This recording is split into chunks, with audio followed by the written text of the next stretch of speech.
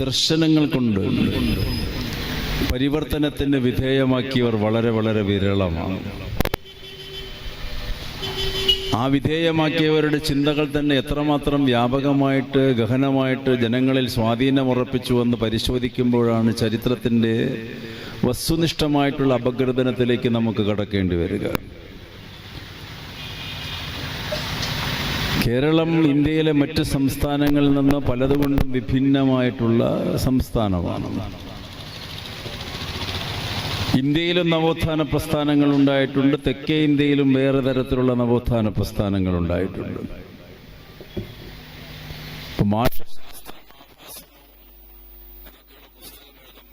മതം സാമൂഹിക പുരോഗതിയുടെ ശത്രു എന്നുള്ള പുസ്തകം എഴുതുമ്പോഴൊക്കെ ഇത്തരത്തിലുള്ള ചില ധാരകൾ അതിലൂടെ കടന്നുപോയിക്കൊണ്ടിരിക്കുന്നത് കാണാം.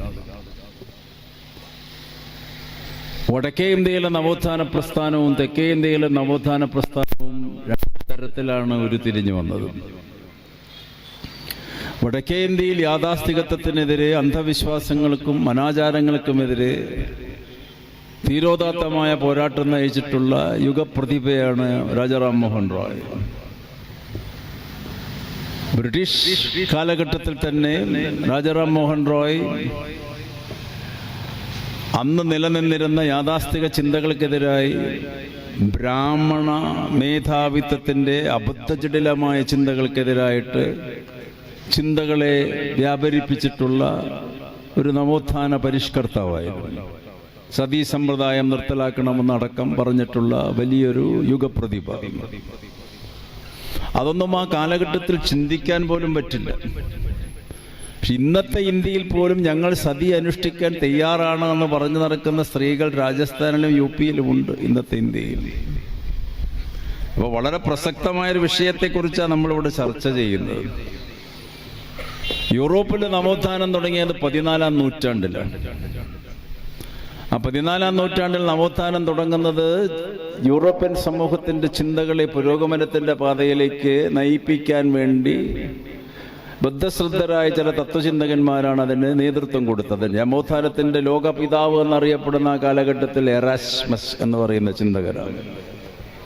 എറാസ്മസ്, എപ്പിക്യൂറിസ്, പിന്നീട് വന്ന മഹാപ്രതിഭയായ സോക്രട്ടീസ്, അരിസ്റ്റോട്ടൽ, പ്ലാറ്റോ, ഇവരൊക്കെ നവോത്ഥാനത്തിൻ്റെ അപ്പോസ്തലന്മാരായിരുന്നു. ഇവരെല്ലാം കൂടി ചെയ്തത് തന്നെ ഈ പ്രപഞ്ചത്തിൻ്റെ ഏറ്റവും വലിയ മാനദണ്ഡം മനുഷ്യനാണ്. മനുഷ്യനേക്കാൾ വലിയ പ്രതിഭാസമില്ല എന്ന് അസന്നിഗ്ധമായിട്ട് പ്രഖ്യാപിച്ചവരായി ഇവരെല്ലാവരും.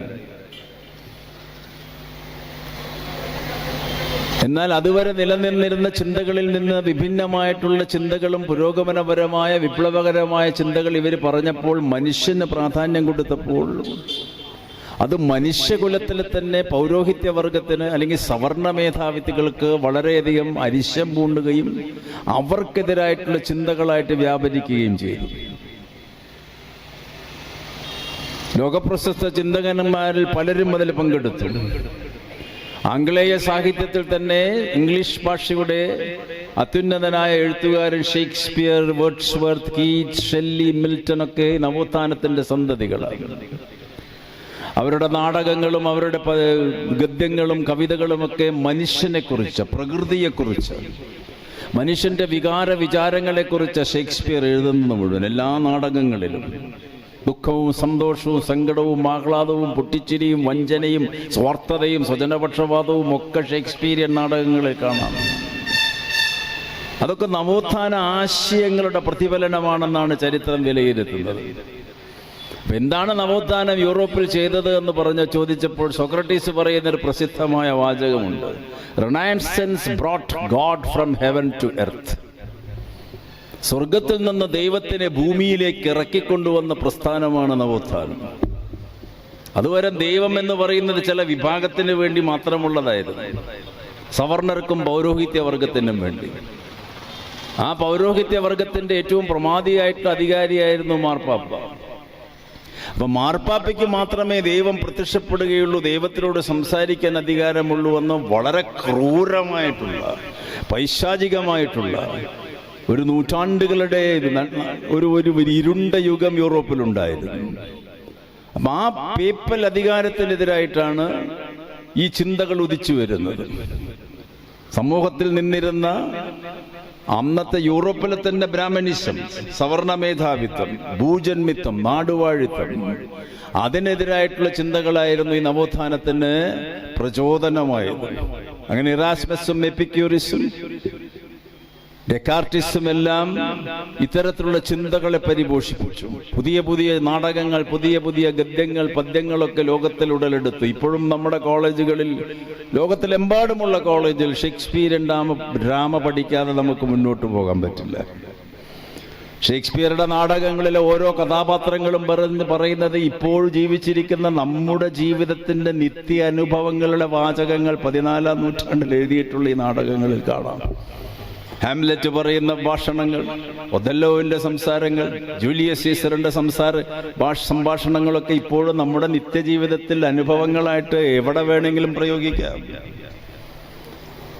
ഹാംലെറ്റ് തന്റെ മാതാവ് പ്രധാനമന്ത്രിയുമായിട്ട് ബന്ധമുണ്ട്, അച്ഛനിൽ നിന്ന് ഉപരിയായിട്ടെന്ന് പറയുമ്പോൾ മനസ്സാകെ കലുഷിതമായിട്ട് ഡെൻമാർക്കിലെ ഏറ്റവും വലിയ പ്രസിദ്ധനായ രാജകുമാരൻ ഹാംലെറ്റ് ചോദിക്കുന്ന ഒരു ചോദ്യമുണ്ട്: to be or not to be, വേണോ വേണ്ടയോ എന്നുവെച്ചാൽ അമ്മയെ കൊല്ലണോ വേണ്ടയോ എന്നാണ് ചിന്ത. ഇത് ചോദിക്കാത്ത ഏതെങ്കിലും ഒരാൾ നമ്മുടെ ഇടയിലുണ്ടോ? ഒരു ദിവസം വേണോ വേണ്ടയോ, വേണോ വേണ്ടയോ. ഞാനിത് സൂചിപ്പിക്കാൻ കാരണം അവരൊക്കെ ഈ മാനുഷികമായിട്ടുള്ള എല്ലാ വികാരങ്ങളെയും പ്രതിഫലിപ്പിച്ചു. അത് പോപ്പിന്റെ അധികാരത്തിനെതിരായിട്ടുള്ളൊരു പ്രവണതയായിട്ട് മാറി. ദൈവത്തെക്കുറിച്ച് മാത്രമേ പറയാൻ പാടുള്ളൂ, അല്ലെങ്കിൽ ദൈവത്തിനും ജനങ്ങൾക്കും ഇടയിൽ ഒരു മധ്യസ്ഥൻ വേണം. ആ മധ്യസ്ഥനാണ് പുരോഹിതൻ. ആ പുരോഹിതന്റെ ഏറ്റവും വലിയ തലവനാണ് പോപ്പ്. അതിലൂടെ മാത്രമേ ദൈവത്തിനെ കുറിച്ച് നിങ്ങൾക്ക് ചെല്ലാൻ പറ്റുകയുള്ളൂ. അങ്ങനെ വിശ്വാസങ്ങളെ വിൽക്കുന്ന പ്രവണത വന്നു യൂറോപ്പിൽ. ആ വിശ്വാസങ്ങളെ വിൽക്കുന്ന പ്രവണതയ്ക്കാണ് സെയിൽ ഓഫ് ഇന്റലിജൻസസ് എന്ന് ചരിത്രകാരന്മാർ പറയുന്നത്. വിശ്വാസങ്ങളെ വിൽക്കുക. പോപ്പ് ഓരോ വീടുകളിലേക്കും പുരോഹിതന്മാരെ അയക്കും, ഓരോ സഭകളിലേക്കും. അങ്ങനെ വീടുകളിൽ രോഗാവസ്ഥയിൽ കഴിയുന്ന ആൾക്കാർക്ക് രോഗവിമുക്തി കിട്ടണമെങ്കിൽ പോപ്പിന്റെ പ്രതിനിധി വന്ന് പ്രാർത്ഥിക്കും. ആ പ്രാർത്ഥനയ്ക്ക് എത്രമാത്രം ശക്തി വേണമോ അത്രമാത്രം ചെലവും കൂടും. അപ്പോൾ കൂടുതൽ ചെലവ് ചെയ്യുന്ന പ്രാർത്ഥനയ്ക്കനുസരിച്ച് ഇദ്ദേഹം മരിക്കുകയാണെങ്കിൽ തന്നെ ഇദ്ദേഹം നേരെ സ്വർഗത്തിലേക്ക്, പോപ്പ് അദ്ദേഹത്തിനെ നേരെ സ്വർഗലോകത്തിലേക്ക് കൊണ്ടുപോകുമെന്നുള്ള വിശ്വാസത്തിനെ വിറ്റ് കാശാക്കി പോപ്പിന്റെ അധികാരം 14 നൂറ്റാണ്ടുകൾ. അപ്പൊ അത്തരത്തിലുള്ള പ്രാകൃത ചിന്തയിൽ നിന്നാണ് നവോത്ഥാന ആശയങ്ങൾ അതിനെതിരായിട്ട് ഉരുത്തിരിഞ്ഞു വരുന്നത്.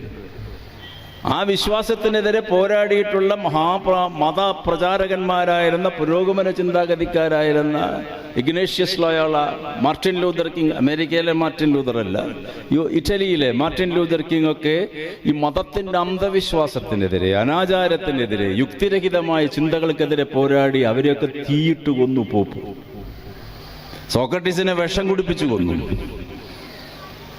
അപ്പൊ ഇത്തരത്തിലുള്ള കൊടും ദുരന്തങ്ങളെയും ക്രൂരതകളെയും പീഡനങ്ങളെയും അനുഭവിച്ച ഒരു ജനതയായിരുന്നു പാശ്ചാത്യ ലോകത്തിലുണ്ടായിരുന്നത്.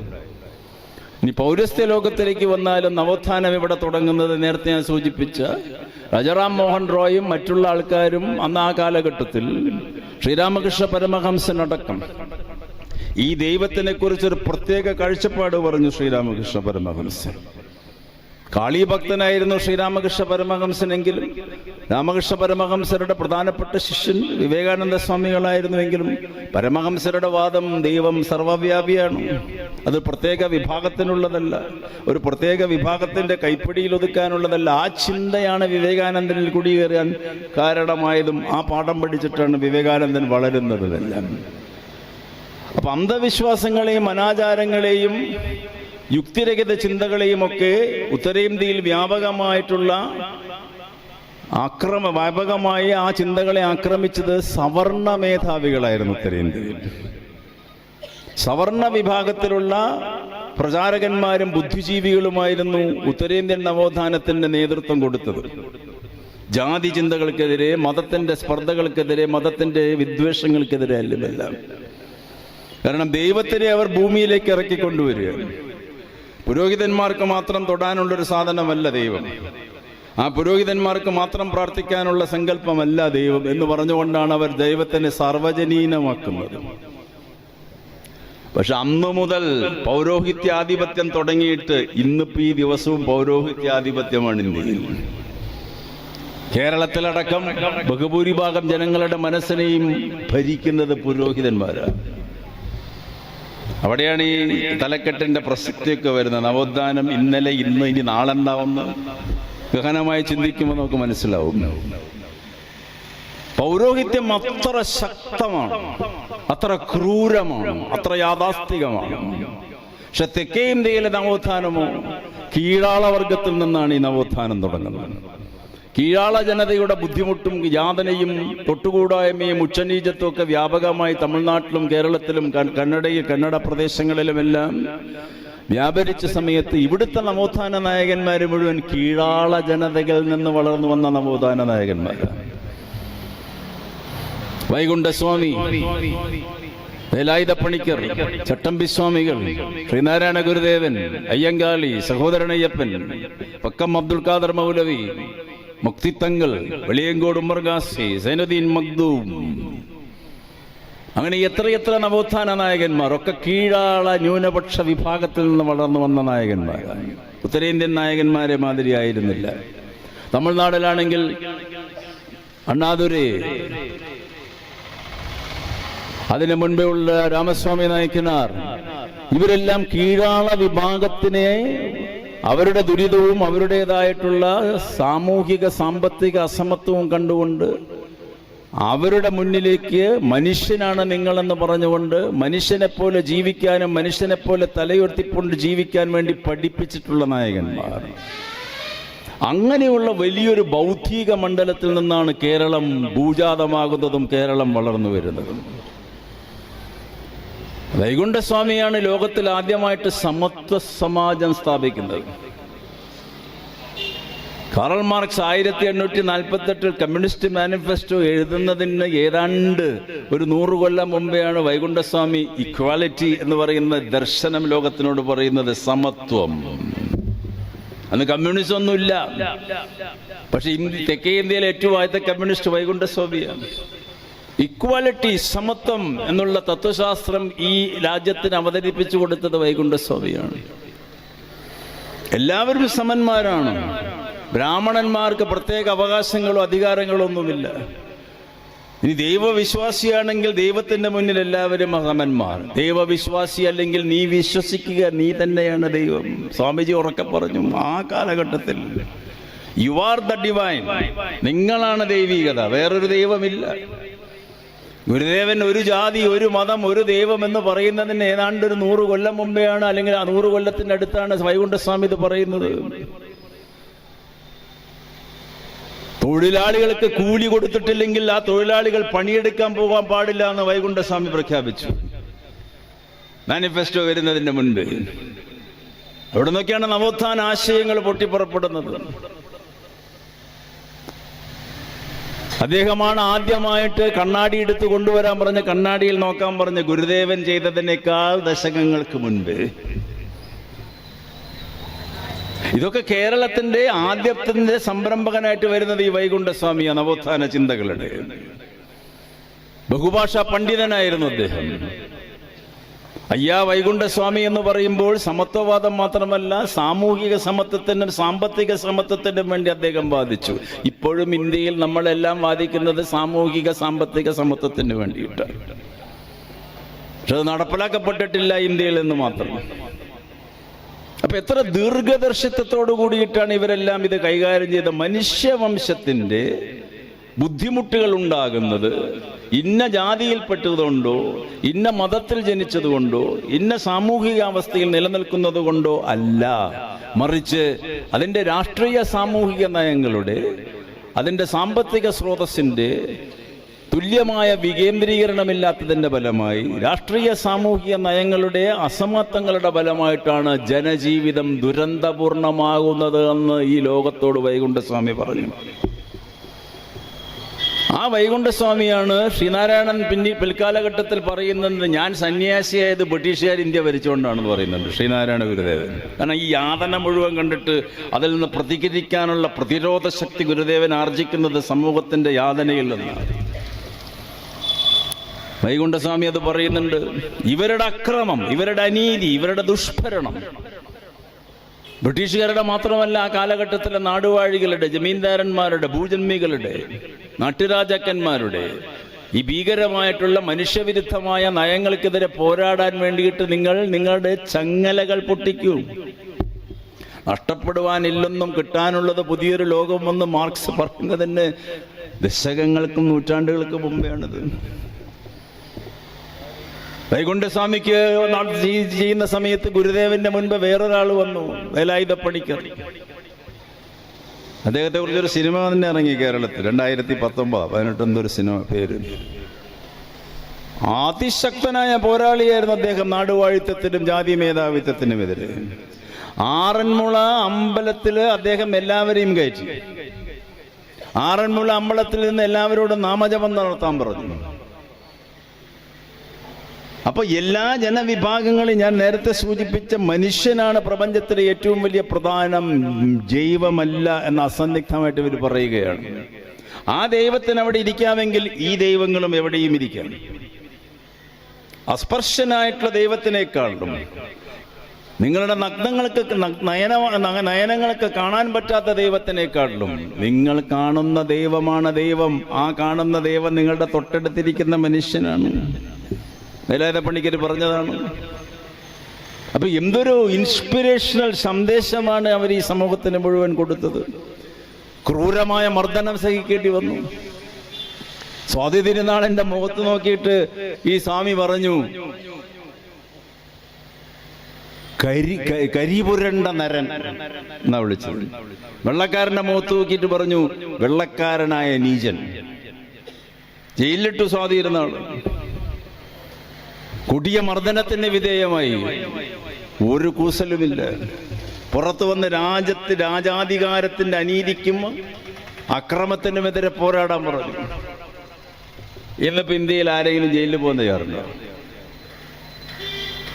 പോയവരുടെ കഥയൊക്കെ നമുക്കറിയാം. ഞാൻ ഇന്ത്യയിൽ എന്ന് പറയുമ്പോൾ 141 കോടി ജനങ്ങളെ സൂചിപ്പിക്കുന്നുണ്ടോ. പോയവരുടെ കഥ, ഗൗരി ലങ്കേഷിന്റെ കഥ നമുക്കറിയാം.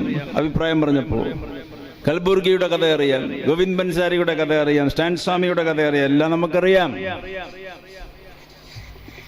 അതുകൊണ്ട് തന്നെ അഭിപ്രായം പറയാൻ ആളില്ല.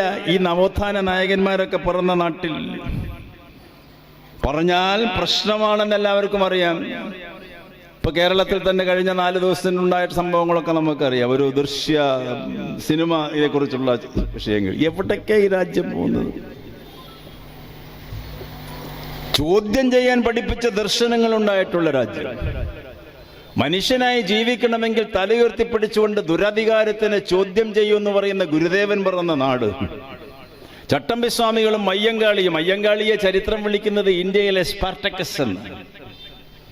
ഗ്രീക്ക് മിഥോളജിയിലെ ഏറ്റവും വലിയ വീരപുരുഷനാണ് സ്പാർട്ടക്കസ്. അടിമകളുടെ മോചനത്തിന് വേണ്ടി പോരാട്ടം നടത്തിയിട്ടുള്ള ധീരനായകൻ. അയ്യങ്കാളിയെ പോലത്തെ ഇത്രമാത്രം യാഥാസ്ഥികത്വത്തിനെയും ബ്രാഹ്മണ മേധാവിത്വത്തിനെയും ബ്രാഹ്മണ്യത്തിനെയും നാട്ടുരാജ്യത്തിന്റെ അധികാരത്തിനെയും വെല്ലുവിളിച്ച നായകൻ വേറെയില്ല. ഗുരുദേവന്റെ പാതയിൽ നിന്ന് വ്യതിചലിച്ചുകൊണ്ട് കുറച്ചുകൂടി പ്രത്യക്ഷമായി ആക്രമണോത്സുകമായ പാതയിലേക്ക് വന്നിട്ട ആളാണ് അയ്യങ്കാളി. പുലയ കുട്ടികൾക്ക് വേണ്ടി പഠിക്കാൻ വിദ്യാഭ്യാസ സ്ഥാപനം തുടങ്ങി. അവരെ പഠിപ്പിച്ചിട്ടില്ലെങ്കിൽ നിങ്ങൾ പാടങ്ങളിൽ ഇനി കൊയ്ത്തു നടക്കില്ല, നിങ്ങൾക്ക് ഭക്ഷണം കിട്ടില്ല എന്നടക്കം പ്രഖ്യാപിച്ചു. ആദ്യത്തെ കർഷക സമരം നടത്തിയ ആളാണ് അയ്യങ്കാളി. എന്തൊരു പ്രചോദനമാണ് അവർ ജനങ്ങൾക്ക് കൊടുക്കുന്നത്. വില്ലുവണ്ടി സമരം, അതൊക്കെ അത് വേറൊരു ഭാഗം അതിൻ്റെ. അപ്പൊ പാശ്ചാത്യ ലോകത്തിലെ ചില നായകന്മാർ ചെയ്തതിനേക്കാൾ ഗംഭീരമായിട്ടുള്ള പ്രവർത്തികളും ചിന്തകളും ഇവിടെ ഇവരൊക്കെ ആവിഷ്കരിച്ചു. എന്തിന്റെ പേരിൽ? സമൂഹത്തിനോടുള്ള പ്രതിജ്ഞാബദ്ധതയുടെ പേരിൽ, മനുഷ്യനോടുള്ള സ്നേഹത്തിന്റെ പേരിൽ, മനുഷ്യനോടുള്ള അർപ്പണബോധത്തിന്റെ പേരിൽ. ഈ അർപ്പണബോധവും സ്നേഹവും പ്രതിജ്ഞാബദ്ധതയും ഒക്കെ വരിക ആശയങ്ങളിൽ നിന്നാണെന്ന് ഇവർക്കറിയാമായിരുന്നു. ഇന്ത്യൻ ദേശീയ പ്രസ്ഥാനം ബ്രിട്ടീഷ് സാമ്രാജ്യത്തിനെതിരെ പോരാടിയത് ആശയത്തിന്റെ പിൻബലത്തോടു കൂടിയിട്ട്. കമ്മ്യൂണിസ്റ്റ് പ്രസ്ഥാനങ്ങൾ ഇന്ത്യ രാജ്യത്ത് വളർന്നു വരുന്നത് മാർക്സിസ്റ്റ് ആശയത്തിന്റെ സുദൃഢമായിട്ടുള്ള പിൻബലത്തോടു കൂടിയിട്ട്. പൂർവസൂരികളായിട്ടുള്ള കമ്മ്യൂണിസ്റ്റ് നേതാക്കന്മാർ മുഴുവൻ വിജ്ഞാനത്തിന്റെ ഭണ്ഡാകാരങ്ങളായിരുന്നു. അപാരമായിട്ടുള്ള വൈജ്ഞാനിക ശിരോമണികളായിരുന്നു കമ്മ്യൂണിസ്റ്റ് നേതാക്കന്മാർ മുഴുവൻ. ദേശീയ പ്രസ്ഥാനത്തിൽ മഹാത്മാഗാന്ധി, ജവഹർലാൽ നെഹ്റു, മൗലാന ആസാദ്, സർദാർ പട്ടേൽ, ഡോക്ടർ സർവേപ്പള്ളി രാധാകൃഷ്ണൻ, പട്ടാഭി സീതാറാമയ്യ ഒക്കെ അതിവിജ്ഞാന ഗോപുരങ്ങൾ. കലാനാഥൻ മാഷയെ ഗണത്തിൽപ്പെടുത്താൻ വായിക്കാത്ത പുസ്തകം ഞാൻ അദ്ദേഹത്തിൻ്റെ ലൈബ്രറി കണ്ടുകൊണ്ട് പോയിട്ട് എത്രയെത്ര കുറിപ്പുകൾ, എത്രയെത്ര പുസ്തകം വായിച്ച കുറിപ്പുകൾ. ഇന്ന് ഇന്ത്യയിലെ 80% ഇന്ത്യക്കാരും ഒന്നും വായിക്കാത്തവരാണ് ഇന്നത്തെ ഇന്ത്യയിൽ. അതിൽ ഇടതുപക്ഷക്കാരും പെടും കേട്ടോ, വായിക്കാത്തവരിൽ. വായനാശീലമില്ല ആർക്കും. വായനാശീലം കുറയുമ്പോൾ എന്താ ഉണ്ടാവുക? ചിന്താമണ്ഡലം വികസിക്കുകയില്ല, ചിന്ത ജീർണിക്കും. ചിന്ത ജീർണിക്കുമ്പോൾ എന്താ? മറുഭാഗത്ത് ഫാസിസം വളരും. അതാണ് ഇന്ത്യയിൽ നടന്നുകൊണ്ടിരിക്കുന്നത്. ശക്തമായ ഫാസിസത്തിന്റെ വളർച്ചയാണ്. ഒരു 25% ഇന്ത്യക്കാർ വായിച്ചുകൊണ്ട് വല്ല കാര്യമുണ്ട്, 75% വായിക്കാതിരിക്കുക. പിന്നെന്ത് ചെയ്യും? അത് ആബാലവൃദ്ധം. കുട്ടികൾ മാത്രമേ, യുവാക്കളോ മധ്യവയസ്കരോ അല്ലെങ്കിൽ പ്രായമുള്ളവരോ ഒന്നും വായിക്കുന്നില്ല. ഗഹനമായ വായനയേ ഇല്ല. വായന മരിച്ചു എന്ന് പറയുന്നില്ല, പക്ഷെ ഗഹനമായ വായനയില്ല. അത്തരത്തിലുള്ളൊരു കാലഘട്ടത്തിലൂടെയാണ് നമ്മൾ കടന്നു പോകുന്നത്. അവിടെയാണ് നമ്മൾ ഈ നവോത്ഥാനത്തെ എങ്ങനെയാ ഗുരുദേവൻ കേരളത്തിന് ചിന്തിപ്പിച്ചത്, അയ്യങ്കാളി എന്നിങ്ങനെയാ ചിന്തിപ്പിച്ചത്. അയ്യങ്കാളി കായംകുളം പ്രദേശത്ത് കൂടിയൊക്കെ ഈ ശൂരനാട് കലാപം നടന്നിട്ടുള്ള കായംകുളം അല്ലെങ്കിൽ ചെറുവത്താണി മേഖലയിലൂടെ അയ്യങ്കാളി വില്ലുവണ്ടി ഓടിച്ചിട്ട് പോയിട്ടുണ്ട്. ഞാൻ 2 ആഴ്ച മുമ്പ് അവിടെ പോയി പ്രസംഗിക്കാൻ പോയപ്പോൾ അയ്യങ്കാളി പോയ സ്ഥലങ്ങളൊക്കെ അവിടുത്തെ സഖാക്കൾ കാണിച്ചു തന്നു. അപ്പൊ ആ കാലഘട്ടം ഒന്ന് നമ്മൾ നോക്കുമ്പോൾ എന്തൊരു ആ മനുഷ്യ മനസ്സിനെ, അവിടുത്തെ ജീവിക്കുന്ന കർഷകരെ, പാവപ്പെട്ട ദളിതരെ, പാവപ്പെട്ട പുലയന്മാരെ, തൊട്ടുകൂടാത്തവരെ, എല്ലാ വിഭാഗം ജനങ്ങളെയും റോട്ടിലേക്ക് ഇറക്കിക്കൊണ്ട് ഘോഷയാത്ര നടത്തിച്ച ആളാണ് അയ്യങ്കാളി. ഇവര് മനുഷ്യരാണെന്ന് പറഞ്ഞ ആളാണ്. എന്തൊരു അപാരമായിട്ടുള്ള തൻ്റെടവും നിശ്ചയദാർഢ്യവും വേണം. ആ നിശ്ചയദാർഢ്യവും തൻ്റെടവും എവിടുന്നാ വരുന്നത്? ആശയങ്ങളിൽ നിന്നും. അടിയുറച്ച ആശയമുള്ളവന്റെ മുന്നിൽ ഒരു പ്രലോഭനങ്ങളും നടക്കില്ല. എല്ലാ പ്രലോഭനങ്ങൾക്കും വശംവദരാകുന്ന ആൾക്കാർ ഒരാശയവുമില്ലാത്തവരാണ്. ഏത് പദവിയിലുള്ള ആൾക്കാരെയും പ്രലോഭനങ്ങൾക്ക് കീഴ്പ്പെടുത്താം ഇന്നത്തെ ഇന്ത്യയിൽ. കാരണം മിക്കവാറും പദവിയിലിരിക്കുന്നവരൊക്കെ ഭൂരിഭാഗവും വായിക്കാത്തവരാണ്. അത് ഇന്ത്യൻ ഡെമോക്രസിയുടെ ഒരു വലിയൊരു ബലഹീനതയാണ്. ഇന്ത്യനല്ല, ലോക ഡെമോക്രസിയിലെ തന്നെ. ഏബ്രഹാം ലിങ്കണും ജെഫേഴ്സണും അതുമാതിരി റൂസ്വെൽട്ടൊക്കെ ഇരുന്ന കസേരയിലാണ് ഒന്നും വായിക്കാത്ത ഡൊണാൾഡ് ട്രംപ് ഇരിക്കുന്നത്. അത് ഡെമോക്രസിയുടെ disqualification. Discovery of India, glimpses of world history, അച്ഛൻ മകൾക്ക് അയച്ച കത്തുകൾ എന്ന വിശ്വവിഖ്യാതമായ ഗ്രന്ഥങ്ങൾ എഴുതിയിട്ടുള്ള വിജ്ഞാനത്തിന്റെ ഭണ്ഡാകാരമായ ജവഹർലാൽ നെഹ്റു ഇരുന്ന കസേരയിലാണ് ഒന്നും വായിക്കാത്ത ഒരാൾ 10 കൊല്ലമായിട്ടിരിക്കുന്നത് ഇവിടെ. ഇത് ജനാധിപത്യത്തിന്റെ ഒരു ദുരന്തമല്ലേ? നവോത്ഥാനത്തിന്റെ പിന്നോട്ടുള്ള നടത്തമല്ലേ? അതിനാരാ ഉത്തരവാദി? നിങ്ങളും ഞാനും. ചിന്തിക്കാത്ത ജനത ഇത്തരത്തിലുള്ള ആൾക്കാരെ വളർത്തുകയുള്ളൂ. മഹാത്മാഗാന്ധി എപ്പോഴും പറയും, ഒരു രാഷ്ട്രത്തിലെ ജനത എന്ത് ചിന്തിക്കുന്നുവോ ആ ചിന്തക്കനുസരിച്ചുള്ള നേതാവിനെ അവർക്ക് കിട്ടും. ഇപ്പൊ ഏതാണ്ടാ തന്നെയാ ശരി. ഗാന്ധി ഇത് എത്രയോ മുന്നേ പറഞ്ഞതാ. ഗാന്ധിജിയുടെ ഉദ്ധരണി American president John F Kennedy ഇടയ്ക്കിടയ്ക്ക് ഉദ്ധരിക്കുക അദ്ദേഹത്തിന്റെ പ്രസിഡന്റ് കാലഘട്ടത്തിൽ. അപ്പൊ ചിന്തകളില്ലാത്ത ഒരു പ്രദേശത്ത് നവോത്ഥാനം ഉണ്ടാവില്ല. കേരളം നവോത്ഥാന ചിന്തകളെ പരിപോഷിപ്പിച്ച, അതിന് ബീജാവാപം നൽകിയ, അതിന് ഗർഭസ്ഥ ശിശുവായിട്ട് അതിനെ കണ്ടുകൊണ്ട് അതിനെ പ്രസവിച്ച അമ്മയാണ് കേരളം നവോത്ഥാനത്തില്, തെക്കേ ഇന്ത്യ. ആ ഗുരുദേവനും അതിനു മുമ്പ് വൈകുണ്ഠസ്വാമിയും ചട്ടമ്പിസ്വാമിയും ഗുരുദേവനും അയ്യങ്കാളിയും സഹോദരൻ അയ്യപ്പനും ഒക്കെ ജീവിച്ചിട്ടുള്ള നാടിൽ നിന്ന് നരബലി നടക്കുന്നു കേരളത്തിൽ. മനുഷ്യാവകാശ ധ്വംസനങ്ങൾ നടക്കുന്നു. പോലീസുകാർ ചില പോലീസ് സ്റ്റേഷനുകളിൽ അതിഭീകരമായ അക്രമങ്ങൾ കാണിക്കുന്നു. ഇതൊന്നും ഒരു സർക്കാരിനെ മാത്രം കുറ്റം പറഞ്ഞതുകൊണ്ട് കാര്യമില്ല. നമ്മുടെ ഉള്ളിലൊക്കെ ഓരോ മനുഷ്യന്റെ ഉള്ളിലും ഈ ഞാൻ വലിയവനാണ്, ഞാൻ സവർണനാണ്. ജാതി കൊണ്ടല്ല സവർണൻ. ചില ആൾക്കാരിപ്പോ വലിയ ആൾക്കാരാ ധരിക്കുന്നത് ഉദ്യോഗത്തിന്റെ പദവികൾക്കനുസരിച്ച്, ഉദ്യോഗത്തിനനുസരിച്ച്, സ്ഥാനമാനങ്ങൾക്കനുസരിച്ച്, ഏത് വീട്ടിൽ നിന്ന് വരുന്നു അനുസരിച്ച്, പൈസക്കനുസരിച്ചാണ് ഓരോരുത്തരുടെയും ചിന്ത. ഞാൻ വലിയവൻ. അപ്പൊ ആ വലിയവന്റെ ഈഗോ വരുമ്പോൾ, ഞാൻ എന്നുള്ള ഭാവം വരുമ്പോൾ, പോലീസ് സ്റ്റേഷനുകളിലും മറ്റും ഭീകരമായ മനുഷ്യ വിധ്വംസക പ്രവർത്തനങ്ങൾ നടക്കുന്നു. ഉത്തരേന്ത്യയിലും എന്നും നടക്കുന്നു, കേരളത്തിലും ചില പോലീസ് സ്റ്റേഷനിൽ നടത്തുന്നുണ്ട്, നമ്മൾ കാണുന്നുണ്ട്. അപ്പൊ മനുഷ്യാവകാശങ്ങളെ ധ്വംസിക്കുന്ന ഒരു കാലഘട്ടം എന്ന് പറഞ്ഞാൽ നവോത്ഥാന ചിന്തകളുടെ അസ്തമയമാണ്. എന്തുകൊണ്ട് ദളിതരെയും ന്യൂനപക്ഷങ്ങളെയും പാർശ്വവൽക്കരിക്കപ്പെടുന്നു? ഗുരുദേവൻ ഇങ്ങനെ ഇറങ്ങി നിന്ന് അവിടെ നിന്ന് മുതൽ നിങ്ങൾ തലശ്ശേരി വരെ സഞ്ചരിച്ച് കേരളം മുഴുവൻ സഞ്ചരിച്ചുകൊണ്ട് എന്തുകൊണ്ട് ഒരു ജാതി, ഒരു മതം, ഒരു ദൈവമെന്ന് ഗുരുദേവൻ പറയുന്നു? മതം ഏതായാലും മനുഷ്യൻ നന്നായാൽ മതി എന്ന് ഗുരുദേവൻ പറഞ്ഞു. ആത്മോപദേശ ശതകം എഴുതി.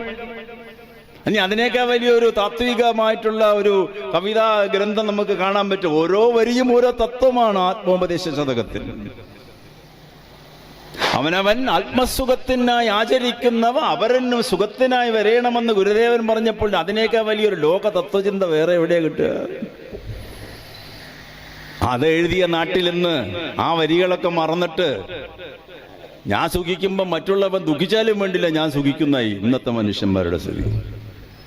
എവിടെ പോയി നവോത്ഥാനം? അങ്ങനെ ഗുരുദേവൻ ഒരു ജാതി, ഒരു മതം, ഒരു ദൈവം എന്ന് പറഞ്ഞപ്പോൾ അപ്പുറത്ത് ശിഷ്യൻ 1 കിലോമീറ്റർ അപ്പുറത്തിരുന്ന് സഹോദരനയ്യപ്പൻ പറയുന്നുണ്ട്, ജാതിയും വേണ്ട, മതവും വേണ്ട, ദൈവവും വേണ്ട. അപ്പൊ കുഞ്ഞിരാമൻ വന്ന് പറയും വേറൊരു ശിഷ്യൻ ഗുരുവിനോട്, ഗുരു അയ്യപ്പൻ മാഷ് ഇങ്ങനെയൊക്കെ പറഞ്ഞു നടക്കുന്നുണ്ട് കേട്ടോ. അതോ ഗുരുദേവൻ പറയും അയ്യപ്പൻ പറഞ്ഞതും ശരിയാ, ജാതിയും വേണ്ട, മതവും വേണ്ട, ദൈവവും വേണ്ട. ഇന്നിപ്പോ ഇവിടെ നമുക്ക് പറയാൻ പറ്റുമോ? ഇന്ത്യയിൽ പറയണം, ജാതിയും വേണ്ട, മതവും വേണ്ട. ദൈവവിശ്വാസം ഓരോരുത്തരുടെ വ്യക്തിഗതമായ വിശ്വാസം. കലാനാഥൻ മാഷ് യുക്തിവാദ ചിന്തകളായിരുന്നു. പക്ഷെ അന്നും അതെ ഇന്നും അതെ ബഹുഭൂരിഭാഗം ഇന്ത്യൻ ജനതതി വിശ്വാസികളാണ്. ആ വിശ്വാസികളുടെ വിശ്വാസത്തിനെ നമ്മൾ ചോദ്യം ചെയ്യേണ്ട. പക്ഷെ അന്ധവിശ്വാസത്തിനെയും അനാചാരത്തിന്റെയും യുക്തിരഹിത ചിന്തകളെയും ചോദ്യം ചെയ്തേ പറ്റൂ. അത് ചോദ്യം ചെയ്യാത്തത് കൊണ്ടാണ് സംഘപരിവാർ ഇന്ത്യയിൽ വളർന്നുകൊണ്ടിരിക്കുന്നത്, അല്ലെങ്കിൽ മറ്റ് മതത്തിന്റെ വർഗീയവാദികൾ വളർന്നുകൊണ്ടിരിക്കുന്നത്. അപ്പൊ ഞാൻ ആ ലൈബ്രറിയിൽ കണ്ടു, വിശുദ്ധ ഖുർആനെ കുറിച്ച് ഒരുപാട് നോട്ട്സ് മാഷ് എഴുതി വെച്ചിട്ടുണ്ട്. വിശുദ്ധ ഖുർആനെ കുറിച്ച് മാഷ് ഒരു പുസ്തകം തന്നെ എഴുതിയിട്ടുണ്ട്. അതിന് ഖുർആൻ നോക്കിയാലും ബൈബിൾ നോക്കിയാലും ഉപനിഷത്ത് നോക്കിയാലും എത്രയെത്ര പുരോഗമനപരമായിട്ടുള്ള ചിന്തകൾ നമുക്ക് കിട്ടും. പക്ഷെ ഇത് ആര് വായിക്കുന്നു? അത് വായിക്കുമ്പോൾ തന്നെ നമുക്ക് മനസ്സിലാകും യുക്തി ചിന്തയിലേക്ക് കടന്നു കയറാൻ എളുപ്പമാണ്. യുക്തിവാദത്തിന് ഉപോത്ബലകമായിട്ടുള്ള ഗ്രന്ഥങ്ങളാണ് ഇതല്ല. ചാന്ദ്യോഗ്യോപനിഷത്ത് കൃത്യമായിട്ട് പറഞ്ഞു, തത്വമസി, അത് നീയാകുന്നു. നീ എന്തിനെ തേടി നടക്കുന്നുവോ അതു നീയേ. ഇനി അതിനേക്കാൾ വലിയ വിപ്ലവകരമായ മുദ്രാവാക്യം എവിടെയാ കിട്ടാനുള്ളത്? അത് എഴുതി കഴിഞ്ഞിട്ട് ഏതാണ്ട് 2000 കൊല്ലം കഴിഞ്ഞിട്ടാണ് മാർക്സ് പറയുന്നത് സർവ്വരാജ്യ തൊഴിലാളികളെ സംഘടിക്കുമെന്ന്. മാർക്സ് പറയുന്നതിന് മുൻപ് തന്നെ 2000 വർഷങ്ങൾക്ക് മുമ്പ്, 2500 വർഷങ്ങൾക്ക് മുമ്പ് ഋഷിമാര് പറഞ്ഞു, തത്വമസി, അത് നീയാകുന്നു, വേറെ ഒന്നില്ല. അത് പിറന്ന നാട്ടിൽ ഇന്ന് ഓരോ പഞ്ചായത്തിലും ഓരോ വാർഡിലും 2 അമ്പലവും 2 പള്ളിയാണ്. എന്റെ ഇന്ത്യ എങ്ങനെയായത്? എന്റെ ഈ സമൂഹം ഇങ്ങനെയാകുന്നത്? ഈ ഹിന്ദുത്വം പറയുന്ന ആൾക്കാർ തന്നെ ഉപനിഷത്തും വായിച്ചിട്ടില്ല, ഭഗവത്ഗീതയും വായിച്ചിട്ടില്ല, രാമായണവും വായിച്ചിട്ടില്ല. അത് യാതൊരു തർക്കവുമില്ലാത്ത കാര്യമാണ്. വളരെ 10-12% ആൾക്കാർ അവരുടെ ഇടയിൽ വായിച്ചിട്ടുണ്ടാകാം. അപ്പൊ ഇവരൊക്കെ ഈ ചിന്തകൾ കൊണ്ട് മനുഷ്യ മനസ്സിനെയും മസ്തിഷ്കത്തിനെയും അവർ ചലിപ്പിച്ചു. ഗുരുദേവന്റെ ഏറ്റവും വലിയ ദൃഢവിശ്വാസം മാനവികതയും സാർവജനീനതയും മാത്രമല്ല, താൻ പറയുന്ന കാര്യങ്ങൾ, താൻ ചിന്തിക്കുന്ന കാര്യങ്ങൾ, താൻ പ്രവർത്തിക്കുന്ന കാര്യങ്ങൾ എല്ലാം ഒന്ന് തന്നെയാണ്. അരുവിപ്പുറത്ത് പോയി കഴിഞ്ഞാൽ അവിടെ ഏറ്റവും മോശമായ കയ്യക്ഷരത്തിലാണ് എഴുതി വെച്ചിരിക്കുന്നത് ജാതിഭേദം മതദ്വേഷം എന്നുള്ളത്. കയ്യക്ഷരം ഒരു ഭംഗിയില്ല. പക്ഷെ അതിനേക്കാൾ വലിയ വരികൾ ലോകത്തിലുണ്ടോ? അവിടെയാണ് ഈഴവ കണ്ണാടി കൊണ്ടുവരാൻ പറഞ്ഞ് കണ്ണാടി കാണിച്ചു കൊടുത്തത്. അവിടെ നിന്നൊരു കല്ലെടുത്തിട്ട് ഇത് തന്നെ. അങ്ങനെ പറയാനുള്ള അദ്ദേഹത്തിന്റെ നിശ്ചയദാർഢ്യവും ആത്മധൈര്യവും വരുന്നത് അനുഭവ സമ്പത്തിലൂടെയും യുക്തിചിന്തകളിലൂടെയുമാണ്. ആ യുക്തിചിന്തയ്ക്കൊപ്പം ശാസ്ത്രീയ ചിന്തകളെയും കൂടി പരിപോഷിപ്പിച്ചു. അതുകൊണ്ടാണ് അദ്ദേഹം എല്ലാ ഗ്രന്ഥങ്ങളും ഹൃദിസ്ഥമാക്കിയത്. ഗുരുദേവൻ ഖുർആനെ കുറിച്ച് പറയുന്നുണ്ട്. മഹാത്മാഗാന്ധി ഇടയ്ക്കിടയ്ക്ക് ഗിരിപ്രഭാഷണത്തെ കുറിച്ച് പറയും. ക്രിസ്തുദേവൻ നടത്തിയ സർമൺ ഓൺ ദ മൗണ്ടിനെ കുറിച്ച് പറയും, ഗിരിപ്രഭാഷണം. നബിവചനങ്ങൾ പറയും, ഉപനിഷത്ത് ചൊല്ലും ഗാന്ധിജി. യുക്തിപരമായ ചിന്തകളിലൂടെ അവരൊക്കെ മുന്നോട്ട് പോയത്. ഗാന്ധി തന്റെ ജീവിതത്തിൽ ഒരു അമ്പലവും ഗാന്ധിജി സന്ദർശിച്ചിട്ടില്ല. ഇന്ത്യ കണ്ട ഏറ്റവും വലിയ ഈശ്വര ഭക്തനാണെന്നാണ് ഗാന്ധിജിയെ കുറിച്ച് എല്ലാവരും പറയുന്നത്. പക്ഷെ ഗാന്ധിജി ഒരമ്പലത്തിലും പോയിട്ടില്ല. അദ്ദേഹത്തിന്റെ ആത്മകഥ വായിച്ചപ്പോഴും മറ്റുള്ള ഇതൊക്കെ വായിക്കുമ്പോഴും നമുക്ക് മനസ്സിലാകും, അങ്ങനത്തെ ഒരു കഥ എവിടെയുമില്ല ഗാന്ധിജി അമ്പലത്തിൽ പോയി ഭഗവാനെ തൊഴുതു എന്നുള്ളത്. എൻ്റെ ദൈവം എൻ്റെ മനസ്സിലാണ്, എൻ്റെ മനസ്സിൻ്റെ സർഗാത്മക ചിന്തയാണ്, എൻ്റെ സാഹോദര്യ സ്നേഹമാണ്, എൻ്റെ സമത്വബോധമാണ് എൻ്റെ ദൈവം. അത് പറയണമെങ്കിൽ അപാരമായിട്ടുള്ള ആശയപരമായ സമ്പുഷ്ടത വേണം, മാനവിക സ്നേഹം വേണം. ഇതൊക്കെയാണ് നവോത്ഥാനത്തിൻ്റെ ഏറ്റവും, ഗാന്ധിജിയുടെ കാലഘട്ടത്തോടുകൂടി നവോത്ഥാനം പുഷ്ടിപ്പെടുകയാണ്. ഈ ഗുരുദേവ ചിന്തകൾ, ഖുർആൻ ചിന്തകൾ, ബൈബിൾ ചിന്തകൾ, ഉപനിഷത്ത് ചിന്തകളെല്ലാം. എന്നിട്ടും ഗാന്ധിജി വന്നിട്ട് വൈക്കത്ത് വെച്ചിട്ട് ഗുരുദേവനെ കാണുന്നുണ്ട്. അതൊക്കെ നമ്മളിപ്പോൾ ഒരു മാസം മുമ്പിട്ടുള്ള പത്രങ്ങളിലൊക്കെ ഗുരുദേവനും ഗാന്ധിജിയും നടത്തിയ സംഭാഷണത്തിന്റെ 100 കൊല്ലം കഴിഞ്ഞപ്പോൾ എല്ലാ പത്രങ്ങളും ആ സംഭാഷണത്തിന്റെ ഫുൾ ടെക്സ്റ്റ് പ്രസിദ്ധീകരിച്ചിരുന്നു ഒരു മാസം മുമ്പേ. അതിൽ അവസാനത്തെ ചോദ്യം എന്താ ഗാന്ധിജിയുടെ? അല്ല ഗുരുദേവ, ഈ ഹിന്ദുമതം എന്തെങ്കിലും ഒന്ന് രക്ഷപ്പെടുമോ? വായിച്ചവർ ഓർക്കുന്നുണ്ട്, ഒരു മാസം മുമ്പ് എല്ലാ പത്രങ്ങളിലും വന്നു അത്. അപ്പൊ ഗുരുദേവൻ പറഞ്ഞു, മഹാത്മാവേ, അങ്ങ് ഇനി ഒരു ജന്മം ജനിച്ചാലും ഇത് രക്ഷപ്പെടാൻ പോകുന്നില്ല. അപ്പൊ നവോത്ഥാനം അന്നേ പോയി എന്ന് ഗുരുദേവനും ബോധ്യായി. അവസാനം ഗുരുദേവൻ കരയുന്നുണ്ട്. ദുഃഖപൂർണമായ മനസ്സാണ് ഗുരുദേവന്. എന്തേ സമൂഹം ഇങ്ങനെയായത് എന്ന് ആലോചിച്ചുകൊണ്ട്. മഹാഭാരതം 1,25,000 ശ്ലോകം എഴുതി കഴിഞ്ഞ് എല്ലാവിധ കഥാപാത്രങ്ങളെയും സൃഷ്ടിച്ച് ഓരോരുത്തരെ കൊണ്ടും ഗംഭീരമായ പ്രസംഗവും സംഭാഷണവും ഒക്കെ നടത്തി 10,000-കണക്കിന് മനുഷ്യന്മാരെ കൊന്ന് ചോരപ്പുഴ ഒഴുക്കിയിട്ട് അവസാനം ഗ്രന്ഥകാരൻ വ്യാസൻ ഭാരതം അവസാനിപ്പിക്കുന്നത് എന്താണ് ധർമ്മം എന്ന ചോദ്യം ചോദിച്ചിട്ടാണ്.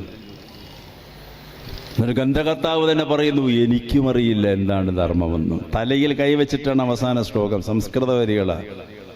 അതിൽ പറയുന്നു, ഞാനിതൊക്കെ പറഞ്ഞു ജനങ്ങളോട്, പക്ഷെ ജനങ്ങൾ ഇതൊന്നും കേൾക്കുന്നില്ല.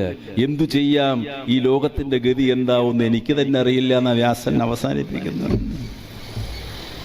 ധർമ്മം ഓരോരുത്തർക്കും ഓരോന്നാണ്. ഒരാളുടെ ധർമ്മമല്ല വേറൊരാളുടെ ധർമ്മം. സംഘടനത്തിന്റെ ധർമ്മം, സ്നേഹത്തിന്റെ ധർമ്മം, സാഹോദര്യത്തിന്റെ ധർമ്മം, സഹിഷ്ണുതയുടെ ധർമ്മം ഇതൊക്കെ ഇന്ത്യയിൽ ഉണ്ടായിട്ടുണ്ട്.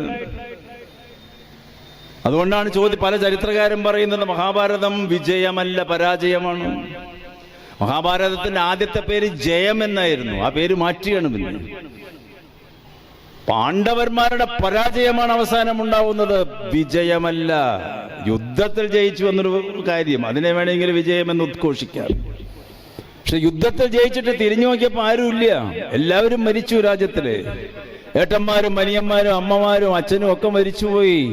ആകെ 5 ആളാണ് അവശേഷിക്കുന്നത്. പിന്നെ എന്തിനു വേണ്ടി യുദ്ധം ചെയ്തു? ധർമ്മപുത്രരുടെ മനസ്സ് കലുഷിതമാകാൻ തുടങ്ങി. അവിടെയാണ് ഈ നവോത്ഥാനത്തിന്റെ ഇൻസ്പിറേഷണൽ തോട്ട്സിനെ നമ്മൾ മനസ്സിലാക്കേണ്ടത്. അപ്പോഴാണ് ഒരു മനുഷ്യൻ ചിന്തിക്കുന്നത്, എന്തിനാണ് ഈ ഭൂമിയിൽ ജീവിക്കുന്നത്? ധർമ്മപുത്രരെ കൊണ്ട് ചിന്തിപ്പിക്കുക. ഞാൻ മറ്റുള്ളവരെ കൊല്ലാൻ വേണ്ടി ജനിച്ച ഒരാളായി എന്തിനു മാറി? ഞാനൊരു വംശത്തിനെ മുഴുവൻ എന്തിനു കൊന്നൊടുക്കി? എന്ത് നേടി ഞാൻ? ഇപ്പൊ മനുഷ്യ ജീവിതത്തിന്റെ ഏറ്റവും സാർത്ഥകമായിട്ടുള്ള ഘടകം സാഹോദര്യമാകണം, സ്നേഹമാകണം എന്ന് വ്യാസൻ ധർമ്മപുത്രരുടെ മനസ്സിൽ തോന്നിപ്പിക്കുക. ഒരു വാനപ്രസ്ഥത്തിന് പോകുമ്പോൾ ബാക്കി 5 ആളും മരിച്ചു, ധർമ്മപുത്രർ മാത്രം ബാക്കിയാവുന്നു. ഒരു പട്ടിയുണ്ട് പിന്നാലെ. അതൊക്കെ എന്തൊരു രസകരമായിട്ടുള്ള പര്യവസാനമാണത്. മനുഷ്യ മനസ്സിലേക്ക് വിവിധ സന്ദേശങ്ങൾ കൊടുക്കുന്ന മഹാഗ്രന്ഥമാണ് മഹാഭാരതം. ഭക്തി പുരസ്സരമൊന്നും അതിനെ കാണേണ്ട കാര്യമില്ല, കാണുന്നവർ കണ്ടോളൂ. പക്ഷേ മഹാഭാരതം ഒരു ഫിലോസഫിക്കൽ ടെക്സ്റ്റാണ്.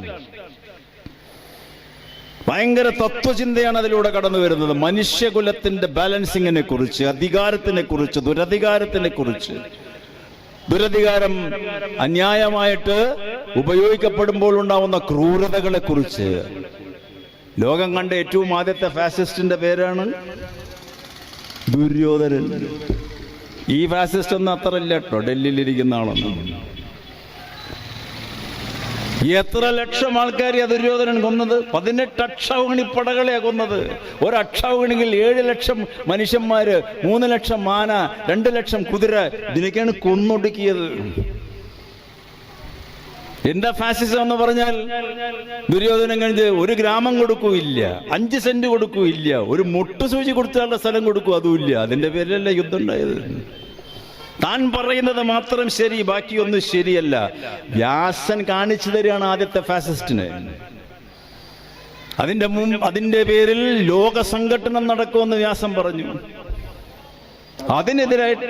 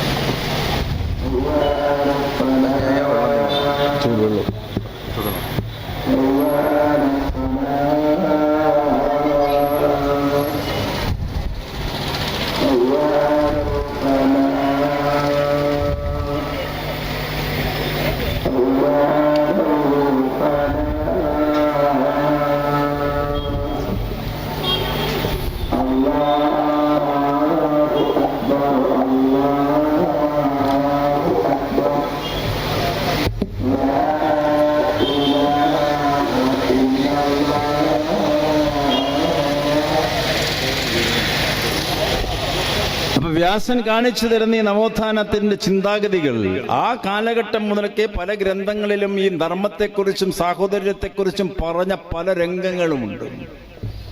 അതുകൊണ്ടാണ് ഗാന്ധി പറയുന്നത് ഉപനിഷത്തിനെ ചേർത്ത് പിടിച്ച്, ഖുറാനെ ചേർത്ത് പിടിച്ച്, ബൈബിളിനെ ചേർത്ത് പിടിച്ച് സ്വാതന്ത്ര്യ സമരം നടത്തുന്നത്.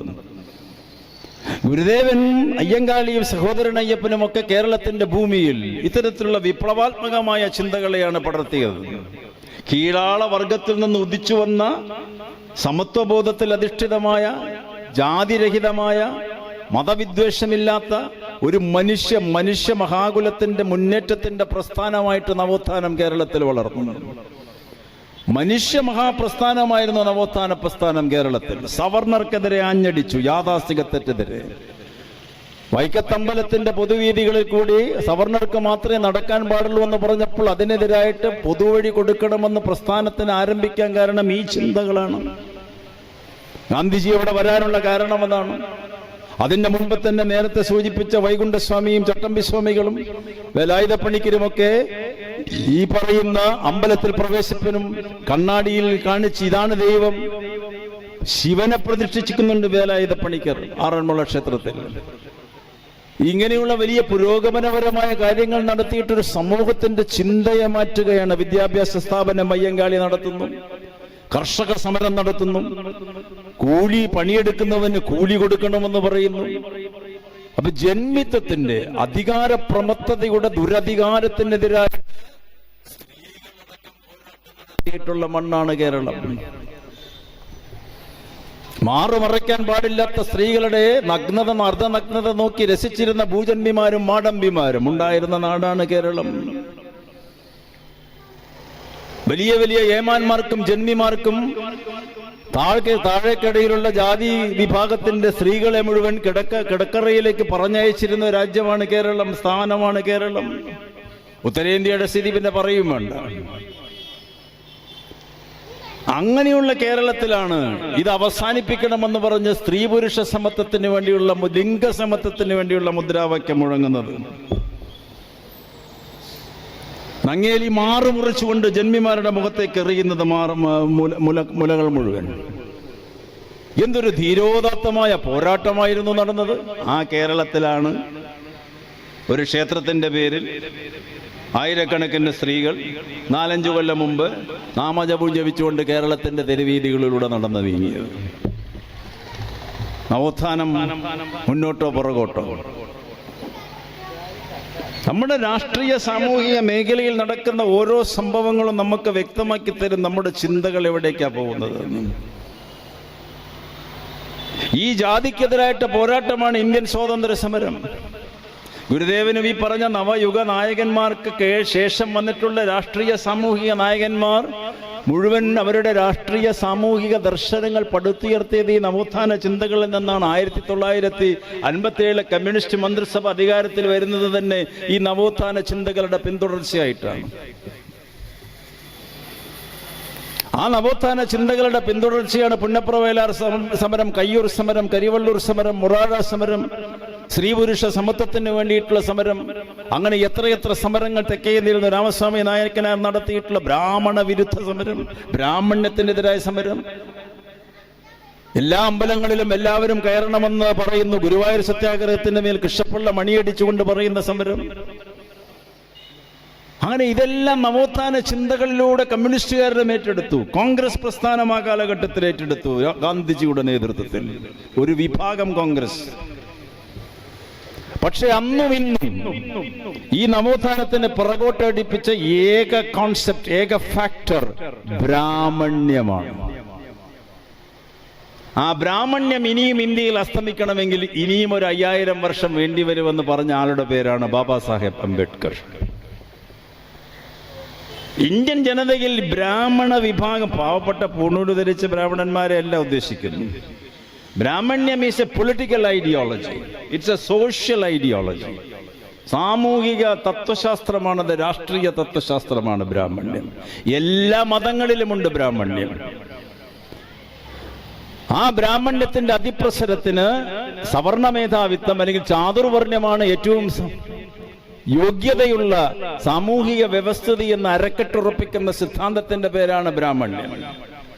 ആ ചാതുർവർണ്ണത്തിനെ നിലനിർത്തണമെന്ന് പറഞ്ഞുകൊണ്ടാണ് ഈ പറയുന്ന പ്രാകൃത ചിന്തകളെ എത്രയോ സംവത്സരങ്ങൾക്ക് മുമ്പ് ഇന്ത്യയിൽ അരക്കെട്ടുറപ്പിച്ചത് ഈ ബ്രാഹ്മണ മേധാവികൾ. ഇന്നത്തെ ഇന്ത്യയിൽ ഈ ബ്രാഹ്മണ്യത്തിന് എല്ലാവിധ പ്രോത്സാഹനവും കൊടുക്കുന്ന ഭരണകൂടമാണ് ഇന്ത്യയിൽ. ഇന്നത്തെ ഇന്ത്യയല്ല, സ്വാതന്ത്ര്യം കിട്ടിയിട്ടുള്ള ശേഷത്തിനുള്ള ഇന്ത്യയിലടക്കം. അവരാണ് രാജ്യം ഭരിക്കുന്നത്. പ്രധാനമന്ത്രി കസേരയിരിക്കുന്ന പ്രധാനമന്ത്രി ഒന്നല്ല നാട് ഭരിക്കുന്നത്. അത് തെറ്റിദ്ധാരണയൊന്നും ആർക്കും വേണ്ട. ജവഹർലാൽ നെഹ്റു പോലും ബ്രാഹ്മണ്യത്തിന് കീഴടങ്ങേണ്ടി വന്നു. നിരീശ്വരവാദിയാണ് ജവഹർലാൽ നെഹ്റു, സെക്യുലറിസ്റ്റാണ്, ഡെമോക്രാറ്റാണ്, ജനാധിപത്യ. പക്ഷെ ബ്രാഹ്മണ്യത്തിന്റെ ദുർചെയ്തികൾക്ക് സാക്ഷ്യം വഹിക്കേണ്ടി വന്നു നെഹ്റുവിന്. 1950 ഇന്ത്യ റിപ്പബ്ലിക് ആവുന്നതിന് മുമ്പ് രാഷ്ട്രപതി ഭവനിൽ ഒരു പൂജ നടത്തി. 1949 പ്രസിഡന്റ് ആവാൻ പോകുന്ന ആള് രാജേന്ദ്ര പ്രസാദ്. ആ പൂജയിൽ എല്ലാവരും പങ്കെടുക്കാൻ വേണ്ടി പറഞ്ഞു. എല്ലാവരും പോയി. രാജഗോപാലാചാരി, സർദാർ പട്ടേൽ, മൗലാന ആസാദ്, മൗണ്ട് ബാറ്റനടക്കം. നെഹ്റു പോയില്ല. നെഹ്റുവിനെ നിർബന്ധിച്ച് രാജഗോപാലചാരി കൈകൊണ്ട് പിടിച്ചു കൊടുന്നു.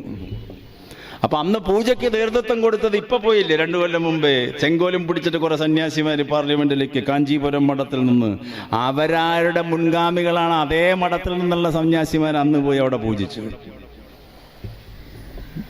നവോത്ഥാനം അപഭ്രംശത്തിലാകുന്ന ചിത്രങ്ങളായതല്ല. എന്നിട്ട് ഈ സന്യാസിമാര് പൂജ തുടങ്ങിയപ്പോ 10 മിനിറ്റ് നെഹ്റു അവിടെ നിന്നിട്ട് നീട്ടു പോകുന്നു. രാജേന്ദ്ര പ്രസാദിനെ ബാബുജി എന്ന് എല്ലാവരും വിളിക്കുക. ബാബുജി, ഈ കോമാളിത്തരം കാണാൻ എന്നെ കിട്ടില്ല എന്നിട്ട് ഇറങ്ങിപ്പോകും. അങ്ങനെ പറഞ്ഞൊരു പ്രധാനമന്ത്രി ഇന്ത്യയിൽ ഉണ്ടായിരുന്നു, പണ്ഡിറ്റ് ജവഹർലാൽ. അങ്ങനെ പറഞ്ഞൊരു പ്രധാനമന്ത്രി ഇരുന്നിരുന്ന നാട്ടിലാണ് എല്ലാ ദിവസവും 10 പൂജയാണ്. ആ പൂജ ചെയ്യുന്ന ആൾക്കാർക്കാണ് ജനം കൈയടിക്കുന്നത്. അന്ധവിശ്വാസവും അനാചാരങ്ങളും മുറുകെ പിടിക്കുന്ന ആൾക്കാരെ ജനങ്ങൾക്ക് വേണ്ടു. അതുകൊണ്ട് അമ്പലങ്ങൾ പെരുകുന്നത്, പള്ളികൾ പെരുകുന്നത്, ദേവാലയങ്ങളും മറ്റും എണ്ണത്തിൽ വർദ്ധിച്ചുകൊണ്ടിരിക്കുന്നത്. ഭക്തി എന്താണെന്ന് ഖുർആനും ബൈബിളും ഉപനിഷത്തും കൃത്യമായിട്ട് പറയുന്നുണ്ട്. അതിലൂടെയല്ലല്ലോ ഈ സഞ്ചാരം മുഴുവൻ. അപ്പൊ ഇറങ്ങിപ്പോരുമ്പോ നെഹ്റുവിനോട് രാജേന്ദ്ര പ്രസാദ് പറഞ്ഞു, ഒരു കാര്യം കൂടി പറയാനുണ്ട്. എന്താ കാര്യം എന്ന് ചോദിച്ചു. അല്ല ജവഹർലാൽ, ജനുവരി 26-ാം തീയതിയാണ് റിപ്പബ്ലിക് ദിനമായിട്ട് നമ്മൾ തീരുമാനിച്ചത്. അതെ, അതൊന്നെങ്കിൽ 25 ആക്കണം, അല്ലെങ്കിൽ 27 ആക്കണം. എന്തേ? ജ്യോത്സ്യന്മാര് പറഞ്ഞിട്ട് നല്ല ശരിയല്ല. അപ്പൊ നെഹ്റുവിന്റെ മറുപടി കുറച്ച് ദേഷ്യം വന്നിട്ട്, ഒന്നെങ്കിൽ രാഷ്ട്രപതി ഭവനിലിരിക്കുക, അല്ലെങ്കിൽ ഇവിടെ ഇറങ്ങി പോകാൻ പറഞ്ഞു. ജ്യോത്സ്യന്മാരല്ല ഇന്ത്യ ഭരിക്കേണ്ടത്. ഇന്ന് പറയാൻ പറ്റുമോ? ഇന്ന് ആർക്ക് പറയാൻ പറ്റും? അപൂർവം ചില രാഷ്ട്രീയ സാമൂഹിക നേതാക്കന്മാർക്കൊഴികെ ഇന്ത്യ മുഴുവൻ ഈ പ്രവചനക്കാരുടെ കീഴിലല്ലേ, പൗരോഹിത്യത്തിന്റെ കീഴിലല്ലേ, അന്ധവിശ്വാസത്തിന്റെയും അനാചാരത്തിന്റെയും ആൾ വിശ്വാസികളുടെയും അപ്പോസ്തലന്മാരായ ആൾദൈവങ്ങളുടെ കീഴിലല്ലേ ഇന്ത്യ? ഏറ്റവും കൂടുതൽ ഡാൻസ് ചാടിത്തുള്ളി കളിക്കുന്ന ജഗ്ഗി വാസുദേവനെ കാണാൻ 10,000 ലക്ഷക്കണക്കിന് ആൾക്കാരാണ് കോയമ്പത്തൂരിലേക്ക് പോകുന്നത്. മഹാവിസ്മയകരമായ അത്ഭുത സിദ്ധി എന്ന് പറയുന്ന കൊല്ലത്തെ അമ്മയെ കാണാനാണ് ലക്ഷങ്ങൾ പോയിക്കൊണ്ടിരിക്കുന്നത്. അപ്പൊ കൃഷ്ണനെവിടെ, രാമനെവിടെ, ശിവനെവിടെ? ഇപ്പൊ ശിവനും കൃഷ്ണനും രാമനും മാർക്കറ്റില്ല, ആൾദൈവങ്ങൾക്ക് ആ മാർക്കറ്റ്. 3000 കോടി രൂപ ഒരു കൊല്ലം വിറ്റുവരവുള്ള ബാബ രാംദേവാണ് ഉത്തരേന്ത്യയിലെ ഏറ്റവും വലിയ സന്യാസി. ജഗ്ഗി വാസുദേവന്റെ ഒരു കൊല്ലത്തെ വിറ്റുവരവ് 2000 കോടി രൂപയാണ്. ബിസിനസ്. എന്ത് ബിസിനസ്? ഭക്തി ബിസിനസ്. ഇന്ത്യ മുന്നോട്ടോ പുറകോട്ടോ? ഇവിടെ ഒരു സ്വാമി ഉണ്ടായിരുന്നു 1893 അമേരിക്കയിലെ ചിക്കാഗോ പട്ടണത്തിൽ പ്രസംഗിക്കാൻ വേണ്ടിയിട്ട്. അന്ന് 22 വയസ്സായിട്ടുള്ള ആ ചെറുപ്പക്കാരൻ മദ്രാസ് മുതൽ പലയിടത്തും ഈ നമ്മളൊക്കെ പണ്ട് ബക്കറ്റും പിരിച്ചിട്ട് ഇങ്ങനെ നടന്നിരുന്നില്ലേ, അങ്ങനെ കാശ് പിരിച്ച് നടന്ന് അവസാനം മദ്രാസില് ഒരു വേലുച്ചെട്ടിയാർ എന്ന് പറഞ്ഞ ആള് അന്ന് 2000, അന്നത്തെ 2000 എന്ന് പറഞ്ഞാൽ ഇന്നത്തെ 20 ലക്ഷത്തിനൊക്കെ വലുതാവും. 2000 കൊടുത്ത് സ്വാമിജിയെ കപ്പലിൽ കയറ്റിയിട്ട് അവിടേക്ക് അയച്ചു, ചിക്കാഗോയിലേക്ക്. അന്ന് ആ സ്വാമിജി പോയത് പിച്ചതണ്ടിയിട്ട് കാശുണ്ടാക്കിയിട്ട്. ഇന്ന് സ്വാമിമാർക്ക് അവിടെ കൊണ്ടുപോയി കൊടുക്കുകയാണ് ലക്ഷങ്ങൾ, കോടികൾ. എന്നിട്ട് ആ സ്വാമി അവിടെ പോയിട്ട് എന്താ പ്രസംഗിച്ചത്? 1.5 മിനിറ്റ് അല്ലെങ്കിൽ 2 മിനിറ്റോട്ടെ സമയം കൊടുത്ത് പ്രസംഗിക്കാൻ ലോകമത മഹാസമ്മേളനത്തിൽ. അഭിസംബോധന തന്നെ എല്ലാവർക്കും അറിയാം, എൻ്റെ അമേരിക്കയിലെ സഹോദരന്മാര്. പിന്നെ വേദാന്തത്തിന്റെ പ്രവാഹമായിരുന്നു, അനർഗളമായ വിജ്ഞാനത്തിന്റെ വിസ്ഫോടനമായിരുന്നു ആ ചെറുപ്പക്കാരൻ അവിടെ നടത്തിയത്. ഒരുപക്ഷേ ഇന്ത്യ പൊട്ടിച്ച ആദ്യത്തെ വിജ്ഞാനത്തിന്റെ ന്യൂക്ലിയർ എക്സ്പ്ലോഷനാണ് ഈ ചിക്കാഗോയിൽ നടന്നത്. അണുബോംബിനേക്കാൾ ശക്തിയുള്ള ന്യൂക്ലിയർ എക്സ്പ്ലോഷൻ. അതാണ് എൻ്റെ മതം, വേദാന്തമാണ്, മതങ്ങളുടെ മതമാണ്. ആ മതത്തിന്റെ നാടിൽ നിന്നാണ് ഞാൻ വരുന്നത്. എല്ലാറ്റിനെയും ഉൾക്കൊള്ളുന്ന നാട്, എല്ലാം സഹിഷ്ണുതയുടെ നാട്, എല്ലാറ്റിനെയും ആശ്ലേഷിക്കുന്ന നാട്. ആ നാടിന്റെ സ്ഥിതി ഇന്ന് എന്താ? ഇന്ന് ഞങ്ങൾ മാത്രം മതി, വേറെ ആരും വേണ്ടെന്ന് പറയുന്നു ആ നാട്ടിൽ. ആ സ്വാമിജിയുടെ കാവ്യവസ്ത്രം മാത്രം മതി ഇന്നത്തെ ആൾക്കാർക്ക്. ആ സ്വാമിജിയുടെ സൂക്തങ്ങളൊന്നും വേണ്ട. എവിടേക്ക് പോകുന്നു നവോത്ഥാനം? ആ സ്വാമിജി എല്ലാ രാജ്യങ്ങളിലും സന്ദർശിക്കുന്ന സമയത്ത് ചെറുപ്പത്തിൽ തന്നെ 10-28 രാജ്യം സന്ദർശിച്ചു അദ്ദേഹം. 34-ാമത്തെ വയസ്സിൽ സമാധി അടഞ്ഞു. ഇപ്പൊ കേരളത്തിൽ നിർബന്ധ സമാധി അയക്കണം, മരിപ്പിക്കുക എന്നൊരു സമാധി കുഴിക്കുക തിരുവനന്തപുരത്ത്. ഇപ്പൊ അങ്ങനെയായി ഇപ്പൊ കേരളത്തിലടങ്ങുന്നു. ആ സ്വാമി യഥാർത്ഥത്തിൽ സമാധി അടഞ്ഞു. ആ സമാധി അടയുന്നതിന് മുമ്പ് 10-28 രാജ്യങ്ങളിൽ സന്ദർശിച്ചൊക്കെ കപ്പലിലൊക്കെയാണ് പോകുന്നത്. രോഗം പിടിപെടും, അസുഖമുണ്ടായിരുന്നു സ്വാമിജിക്ക്, വിവേകാനന്ദൻ എപ്പോഴും. അപ്പൊ ഡോക്ടർ വില്യം മെഗ്ഡേഴ്സൺ എന്ന് പറയുന്ന ആളുടെ ഡോക്ടറുടെ വീട്ടിലാണ് ന്യൂയോർക്കിൽ താമസിക്കുന്ന സ്വാമി അവസാന സമയത്ത്, ഇന്ത്യക്ക് വരുന്നതിന്റെ മുൻപ്. അപ്പൊ ഡോക്ടർ ചോദിക്കും, സ്വാമി ക്ഷീണമുണ്ട് സ്വാമിക്ക്, ഇങ്ങനെ അധികം യാത്ര ചെയ്യേണ്ട വല്ല മരുന്ന് ഞാൻ തരാം.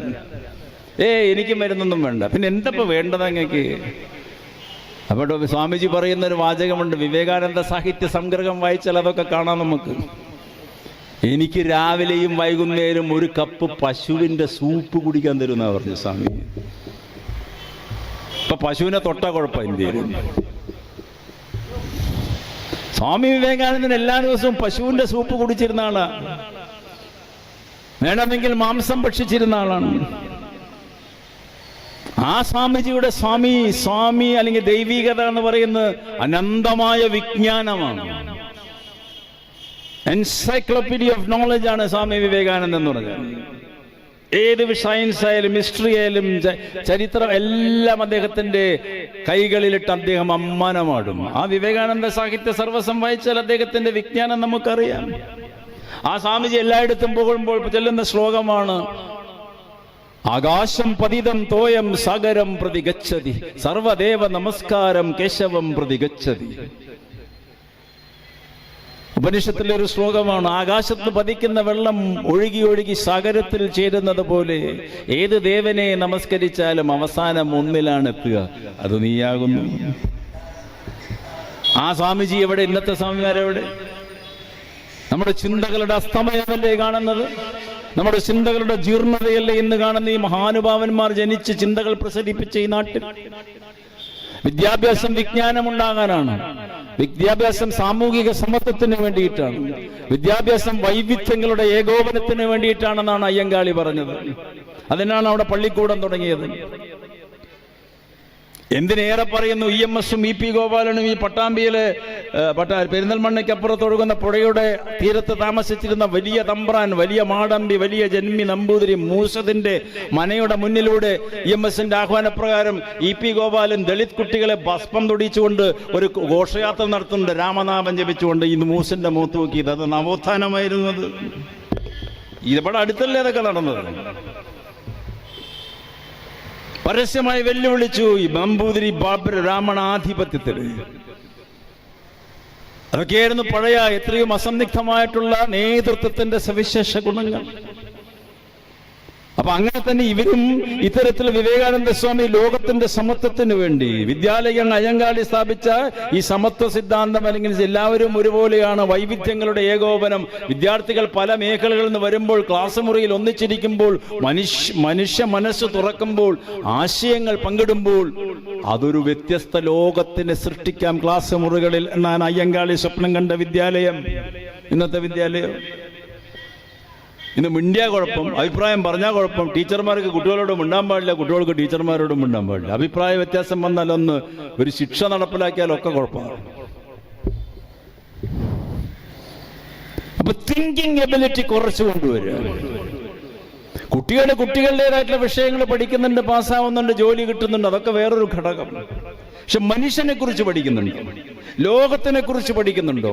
സമൂഹത്തിന്റെ, രാഷ്ട്രത്തിന്റെ പരിണാമങ്ങൾ എങ്ങനെ നടപ്പിലാക്കണമെന്ന് ഏത് വിദ്യാലയത്തിലാണ് ഇന്ത്യയിൽ പഠിപ്പിക്കുന്നത്? ലോകത്തിലേത് വിദ്യാലയത്തിലാണ് പഠിപ്പിക്കുന്നത്?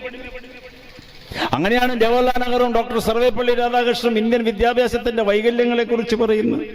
ഇന്ത്യ കണ്ട ഏറ്റവും വലിയ വിദ്യാഭ്യാസ വിചക്ഷകരിൽ ഒരാളായിരുന്നല്ലോ ഡോക്ടർ സർവേപ്പള്ളി രാധാകൃഷ്ണൻ. അധ്യാപക ദിനം അദ്ദേഹത്തിന്റെ പേരിലല്ലേ, സെപ്റ്റംബർ 5. അദ്ദേഹത്തിന്റെ വിദ്യാഭ്യാസ സിദ്ധാന്തങ്ങൾ എത്രയെത്ര പുസ്തകങ്ങൾ എഴുതി ഡോക്ടർ രാധാകൃഷ്ണൻ. പ്രിൻസിപ്പൽ ഉപനിഷത്ത് എന്ന് പറഞ്ഞ മഹാഗ്രന്ഥം എഴുതി ഡോക്ടർ രാധാകൃഷ്ണൻ. എല്ലാ ഉപനിഷത്തുകളെയും ക്രോഡീകരിച്ചുകൊണ്ട് ഡോക്ടർ രാധാകൃഷ്ണൻ ഇംഗ്ലീഷിൽ തർജ്ജമ ചെയ്തു. പ്രിൻസിപ്പൽ ഉപനിഷത്ത് വായിക്കേണ്ട ഗ്രന്ഥമാണ്, 13,000 പേജുള്ള ഗ്രന്ഥമാണ്.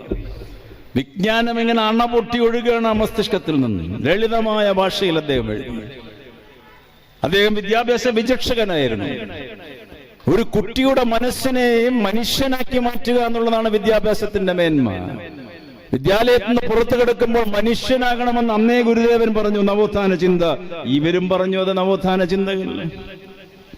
ഇന്ന് മനുഷ്യനല്ലാതെ നീ ഡോക്ടറാവൂ, എഞ്ചിനീയറാവൂ, IT സ്പെഷ്യലിസ്റ്റ് ആവൂ, അങ്ങനെ പോകുന്നു ചിന്തകൾ. മനുഷ്യത്വം മരവിക്കുന്നു, മാനുഷികത ഇല്ലായ്മ ചെയ്യപ്പെടുന്നു, സ്വാർത്ഥതയും അപ്രമാദിത്വവും സ്വജനപക്ഷപാതവും വർദ്ധിക്കുന്നു. അവനവൻ ആത്മസുഖത്തിന് ആചരിക്കുന്നവ അവരന് സുഖത്തിനായി വരണമെന്ന് പറഞ്ഞ ഗുരുദേവന്റെ നാട്ടിൽ സ്വാർത്ഥത പെരുകുന്നു, അധികാരപ്രമത്തതയോടുള്ള താല്പര്യം പെരുകുന്നു, സ്വജനപക്ഷപാതം പെരുകുന്നു, ആശ്രിത വാത്സല്യം കൂടുന്നു. ഇതിനൊക്കെ കാരണം പ്രതികരണശേഷിയില്ലാത്തൊരു ജനതയാണ്. പ്രതികരിക്കണമെങ്കിൽ ആശയം നമ്മുടെ ആയുധമാകണം. ഇന്ത്യൻ ചരിത്രം ദുർവ്യാഖ്യാനിക്കപ്പെടുന്നു. നവോത്ഥാന ചിന്തകളെ ഇന്ത്യയിൽ ഇല്ല എന്ന് ഇപ്പൊ ഭരിക്കുന്നവർ പറയുന്നു. ഒക്കെ ചിന്തകളൊക്കെ പ്രാകൃത ചിന്തകളാണ്. 5000 കൊല്ലത്തിന്റെ പഴക്കമുള്ള ചിന്തയെക്കുറിച്ച് തുടക്കത്തിൽ തന്നെ പറയും. ഏത് 5000 കൊല്ലം? ഏത് 5000 കൊല്ലത്തെക്കുറിച്ച് പറയുന്നത് രാജ്യം ഭരിക്കുന്നവർ? അങ്ങനെ ഒരു ചരിത്രം രേഖപ്പെടുത്തിയിട്ടുണ്ടോ എവിടെയെങ്കിലും? 2900 അല്ലെങ്കിൽ 3000 കൊല്ലം മുമ്പാണ് വേദങ്ങളും ഉപനിഷത്തും വരുന്നത് തന്നെ. അത് എഴുതപ്പെട്ട ഗ്രന്ഥമായതുകൊണ്ട് നമ്മുടെ മുന്നിലുണ്ട്. അതിന്റെ മുൻപത്തെ 3000 കൊല്ലത്തിനെ കുറിച്ച് ഇവരോട് ആര് പറഞ്ഞു? അത് ആര്യന്മാരാണെന്ന് ആര് പറഞ്ഞു? ഇതൊക്കെ വിവക്ഷിക്കപ്പെട്ട ചില സാങ്കല്പിക കഥകൾ. ഇന്ത്യക്കാരൻ പൊതുവെ വിശ്വസിക്കുന്നത്, ഏറ്റവും ബഹുഭൂരിഭാഗം വരുന്ന ജനങ്ങളും വിശ്വസിക്കുന്നത് ഐതിഹ്യങ്ങളിലും സാങ്കല്പിക കഥകളിലും കെട്ടുകഥകളിലുമാണ്. അങ്ങനെയാണ് മൂലധന ശക്തികളും ഫാസിസ്റ്റുകളും രാഷ്ട്രാധികാരം പിടിച്ചടക്കുക. എല്ലായിടത്തും ഇന്ത്യയിലും. ഗുരുദേവൻ ഐതിഹ്യങ്ങളിൽ വിശ്വസിച്ചിട്ടില്ല. യുക്തിപരമായ ചിന്തയിലൂടെ മനുഷ്യൻ ഒന്നാണ്, മനുഷ്യൻ ഏകോദര സഹോദരങ്ങളാണെന്ന് അനുഭവത്തിന്റെ നേർസാക്ഷ്യത്തിലൂടെയാണ്, ശാസ്ത്രീയ ബോധത്തിലൂടെയാണ് കലാനാഥൻ മാഷ് പിൽക്കാലഘട്ടത്തിൽ പറയുന്നത് പോലെ അതിന്റെ തുടക്കമിട്ട ഗുരുദേവൻ പറഞ്ഞത്. അല്ലാണ്ട് ഐതിഹ്യത്തിനെ കൂട്ടുപിടിച്ചിട്ടൊന്നല്ല. കൃഷ്ണൻ അത് പറഞ്ഞു, രാമൻ ഇത് പറഞ്ഞു എന്ന് പറഞ്ഞിട്ടല്ല. രാമനും കൃഷ്ണനൊക്കെ പറയുന്ന നല്ല കാര്യങ്ങൾ എത്രയോ ഉണ്ട്. അപ്പൊ നമ്മുടെ ജീവിതത്തിന്റെ വീക്ഷണം യുക്തിപരമായ ചിന്തകളിലൂടെയാണ്, നേരനുഭവത്തിലൂടെയാകണം, ശാസ്ത്രീയ ബോധത്തിലൂടെയാകണം. അപ്പോഴാണ് റിനയസൻസ്, നവോത്ഥാനം ഉയർന്നു വരിക. അതിനാണ് ജവഹർലാൽ നെഹ്റു പറഞ്ഞത് സയന്റിഫിക് ടെമ്പർ. ഇന്ത്യൻ ജനതയോട് നെഹ്റു എപ്പോഴും പറയും, ശാസ്ത്രീയ ബോധത്തിലൂടെ ജീവിക്കും. 9.5 മാസം സ്പേസിൽ കുടുങ്ങിയിട്ട് ഒരാഴ്ച മുമ്പ് അറ്റ്ലാന്റിക് സമുദ്രത്തില് സുനിത വില്യംസ് വന്ന് പതിച്ചപ്പോൾ അവരൊപ്പമുള്ള ആൾക്കാരെയും പുറത്തെടുത്തപ്പോൾ ലോകം വിസ്മയപരമായിട്ടുള്ള ശാസ്ത്ര നേട്ടങ്ങൾ കണ്ട് അത്ഭുതം കൂറുന്ന നിമിഷത്തിൽ ഇന്ത്യക്കാരൻ നാഗ്പൂർ പട്ടണത്തിൽ ഔറംഗസീബിന്റെ പള്ളി പൊളിക്കാൻ നടക്കുക, ശവകുടീരം പൊളിക്കാൻ നടക്കുക. ആ ദിവസം ഏതന്ധവിശ്വാസമാണ് നമ്മളെ നയിക്കുന്നത്? എത്രയോ നൂറ്റാണ്ടുകൾക്ക് മുമ്പ് മരിച്ചുപോയ ഔറംഗസീബിന്റെ ശവകുടീരം പൊളിക്കുന്നു സുനിത വില്യംസ് ഭൂമി തൊടുന്ന ദിവസത്തിൽ ഇന്ത്യക്കാരൻ. എവിടെയാണ് നമ്മുടെ നാട് പോകുന്നത്? ചരിത്രത്തിന്റെ ദുർവ്യാഖ്യാനത്തിന്റെ വിഷലിപ്തമായിട്ടുള്ള ഐതിഹ്യങ്ങൾ മനുഷ്യ മസ്തിഷ്കത്തിൽ സ്വാധീനമുറപ്പിച്ചതിന്റെ ഫലമായിട്ടാണ് ഈ പേക്കുത്തുകൾ. ചരിത്രം പഠിക്കുന്നില്ല വസ്തുനിഷ്ഠമായിട്ട്. നേതാക്കന്മാരും പുരോഹിതന്മാരും പറഞ്ഞു കൊടുക്കുന്നതെല്ലാം വിശ്വസിക്കുന്ന ജനതയായിട്ട് ഇന്ത്യ മാറുന്നു. ഗുരുദേവൻ പറഞ്ഞത് ആര് വായിക്കുന്നു? അയ്യങ്കാളി ചെയ്ത പ്രവൃത്തി അല്ലെങ്കിൽ പറയുന്ന ഗാന്ധിജി ചെയ്ത പ്രവൃത്തിയൊക്കെ ആർക്കറിയാം? ആര് വായിക്കുന്നു ഗഹനമായിട്ട്? അതിന്റെ തിക്തഫലമാണ് നമ്മൾ അനുഭവിച്ചു കൊണ്ടിരിക്കുക. അവിടെയാണ് നവോത്ഥാനം പുറകോട്ടടിക്കുന്നത്. ലോകം മുഴുവൻ ഒരു മനുഷ്യൻ 1.5 കൊല്ലമായിട്ട് 3-4 ലക്ഷം പേരെ അഭയാർത്ഥികളാക്കി, 19,000 പിഞ്ചു കുട്ടികളെ കൊന്നു. കഴിഞ്ഞ 10-15 ദിവസമായിട്ട് വീണ്ടും 2,000 കുട്ടികളെ കൊന്നു. നേത്യാന്യഹു എന്ന് പറയുന്ന ക്രൂരൻ, അതിഭീകരൻ. ഈ ഇരിക്കുന്ന നിങ്ങളോ, ഈ പ്രദേശത്തിലെ ജനങ്ങളോ, മലപ്പുറം ജില്ലയിലെ ജനങ്ങളോ ഒരു തുള്ളി കണ്ണുനീര് ആ ഗാസയിൽ മരിച്ചു വീണ കുഞ്ഞുങ്ങൾക്ക് വേണ്ടി ഒരു ദിവസം പൊഴിച്ചോ? ഇല്ലല്ലോ. അതാണ് ഫാസിസത്തിന്റെ വിജയം. മനുഷ്യ മനസ്സിനെ മരവിപ്പിച്ചു ഇവർ. മൂലധന ശക്തികളും ഫാസിസ്റ്റുകളും കൂടി ലോകത്തിലെല്ലായിടത്തും മനുഷ്യ മനസ്സിനെ മരവിപ്പിച്ചു, ചിന്തിക്കാനുള്ള ശേഷിയില്ലാതെയാക്കി. ഗുരുദേവനും ഇവരും പറഞ്ഞത് ചിന്തിക്കൂ, ചിന്തിക്കൂ, ചിന്തിക്കൂ എന്ന്. ചിന്തയില്ലാതെ എങ്ങനെ ഒരു പ്രസ്ഥാനം മുന്നോട്ട് പോകും? ഒരു രാജ്യം എങ്ങനെ മുന്നോട്ട് പോകും? പ്രാകൃത ചിന്തകളായിട്ട് വരുമ്പോൾ വാത്മീകിയുടെ രാമനിൽ നിന്ന് വ്യത്യസ്തനായിട്ട് നിങ്ങൾ രാഷ്ട്രീയ സ്വയം സേവക് സംഘത്തിന്റെ രാമനിൽ വിശ്വസിക്കും. ഇന്ന് വാത്മീകിയുടെ രാമൻ എവിടെ? നവോത്ഥാന ചിന്തകളുടെ ഏറ്റവും ആദ്യത്തെ ഗ്രന്ഥമാണ് രാമായണം. ആ നവോത്ഥാന ചിന്തകളുടെ ആദ്യത്തെ ഗ്രന്ഥമാണ് രാമായണം എന്ന് പറയുമ്പോൾ അതിൽ ഒരുപാട് ഉദാഹരണങ്ങളുണ്ട്. യാഥാസ്ഥിക വശമുണ്ട് രാമായണത്തിൽ, അതിമൗലിക ചിന്തകളുമുണ്ട് രാമായണത്തിൽ. ഒരു പുസ്തകം വായിക്കുമ്പോൾ അതിൽ നന്മയും തിന്മയും ഒക്കെ ഉണ്ടാവും.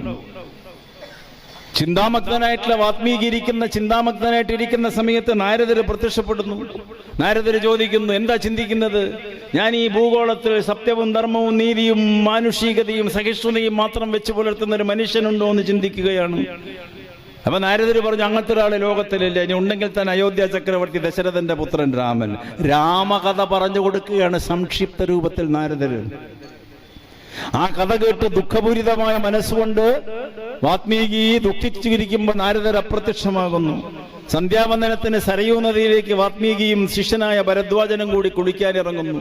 തിരിച്ചു വരുമ്പോൾ നദീതീരത്തുള്ള മരത്തിന്റെ കൊമ്പിലുള്ള ഒരു ശാഖയിലിരുന്ന 2 പക്ഷികളിൽ ഒരു പക്ഷിയെ വേടൻ അമ്പെയ്ത് കൊല്ലുന്ന കാഴ്ച വാത്മീകി കാണുന്നു. അപ്പോൾ ആ ഹൃദയത്തിൽ നിന്ന് ദുഃഖം മണപൊട്ടി ഒഴുകി 4 അക്ഷരം പുറത്തേക്ക് വന്നു, മാ നിഷാദ, അരുത് കാട്ടാള. അരുത് എന്ന് പറഞ്ഞുകൊണ്ട് ലോകത്തിൽ ഏതെങ്കിലും ഒരു ഗ്രന്ഥം ആരംഭിച്ചിട്ടുണ്ടെങ്കിൽ അത് രാമായണമാണ്.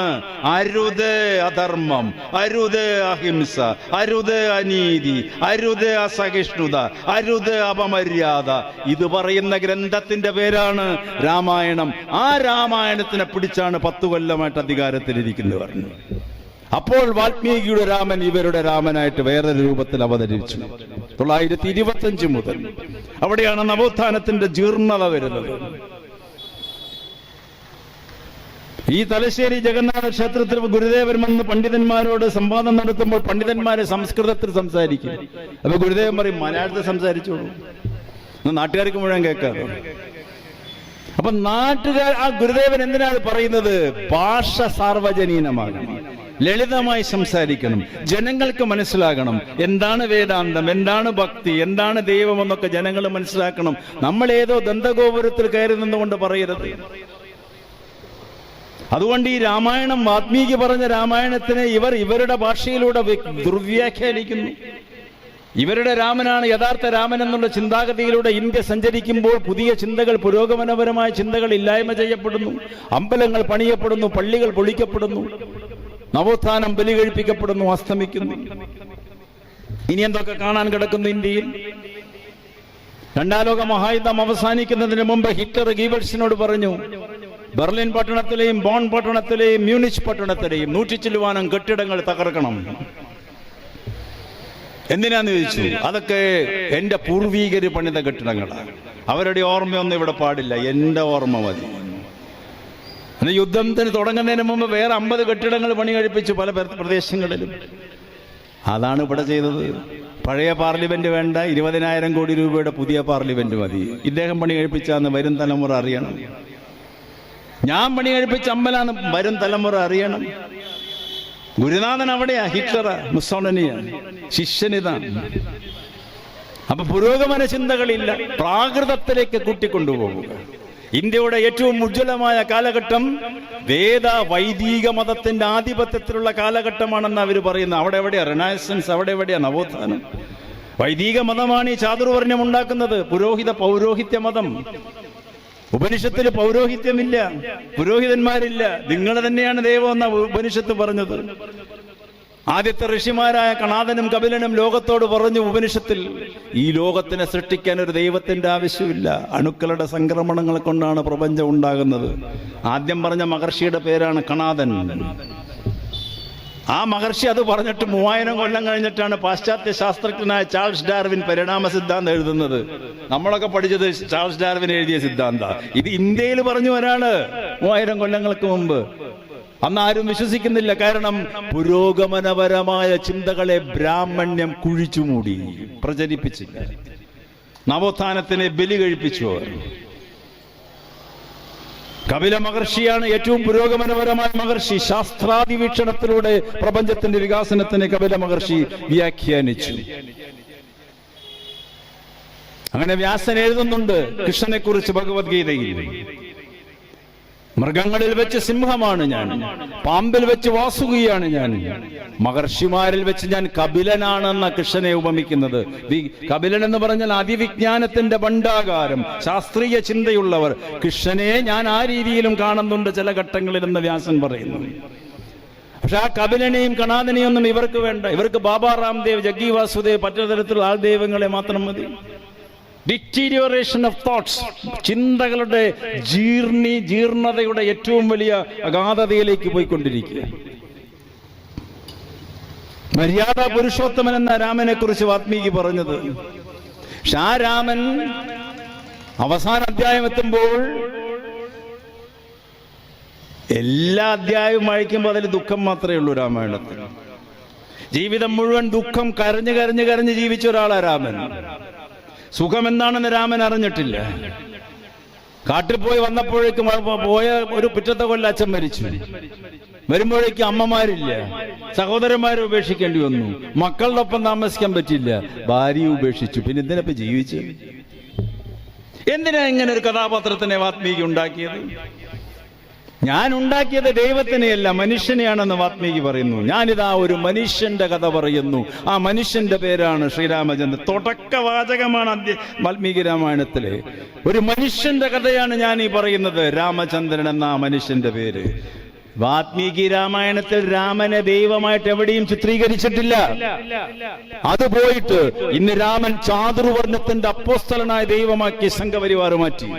ചിന്തകളുടെ ഏറ്റവും വലിയ ബലക്ഷയമാണത് കാണുന്നത്. അതിനവർ 1 കൊല്ലം കൊണ്ട് സാധിച്ചതല്ല, 100 കൊല്ലം കൊണ്ട് നേടിയെടുത്തതാണ്. അതുകൊണ്ട് ഇന്ത്യയിൽ തന്നെ ബഹുഭൂരിഭാഗം ആൾക്കാർ ഈ വാൽമീകി രാമായണം വായിച്ചിട്ടില്ല. കർക്കിടക മാസത്തിൽ അമ്പലങ്ങളിലൊക്കെ രാമായണ പാരായണം ഉണ്ടല്ലേ, പോവാറില്ലേ പല അമ്പലങ്ങൾ? പക്ഷെ ആൾക്കാർ കുറവാണ്. ചിലവിടെ 10-20 ആൾക്കാർ, ചിലപ്പോൾ 15 ആൾക്കാർ. പക്ഷെ ചെന്ന് നോക്കൂ, ഏതെങ്കിലും അമ്പലത്തിൽ ഒന്ന് നിരീക്ഷിച്ച് നോക്കൂ. വായിക്കുന്ന ആൾക്കും കേൾക്കുന്ന ആൾക്കാർക്കും ഇതിൻ്റെ അർത്ഥം അറിയില്ല. പലയിടത്തും സ്ഥിതി അതാണ്.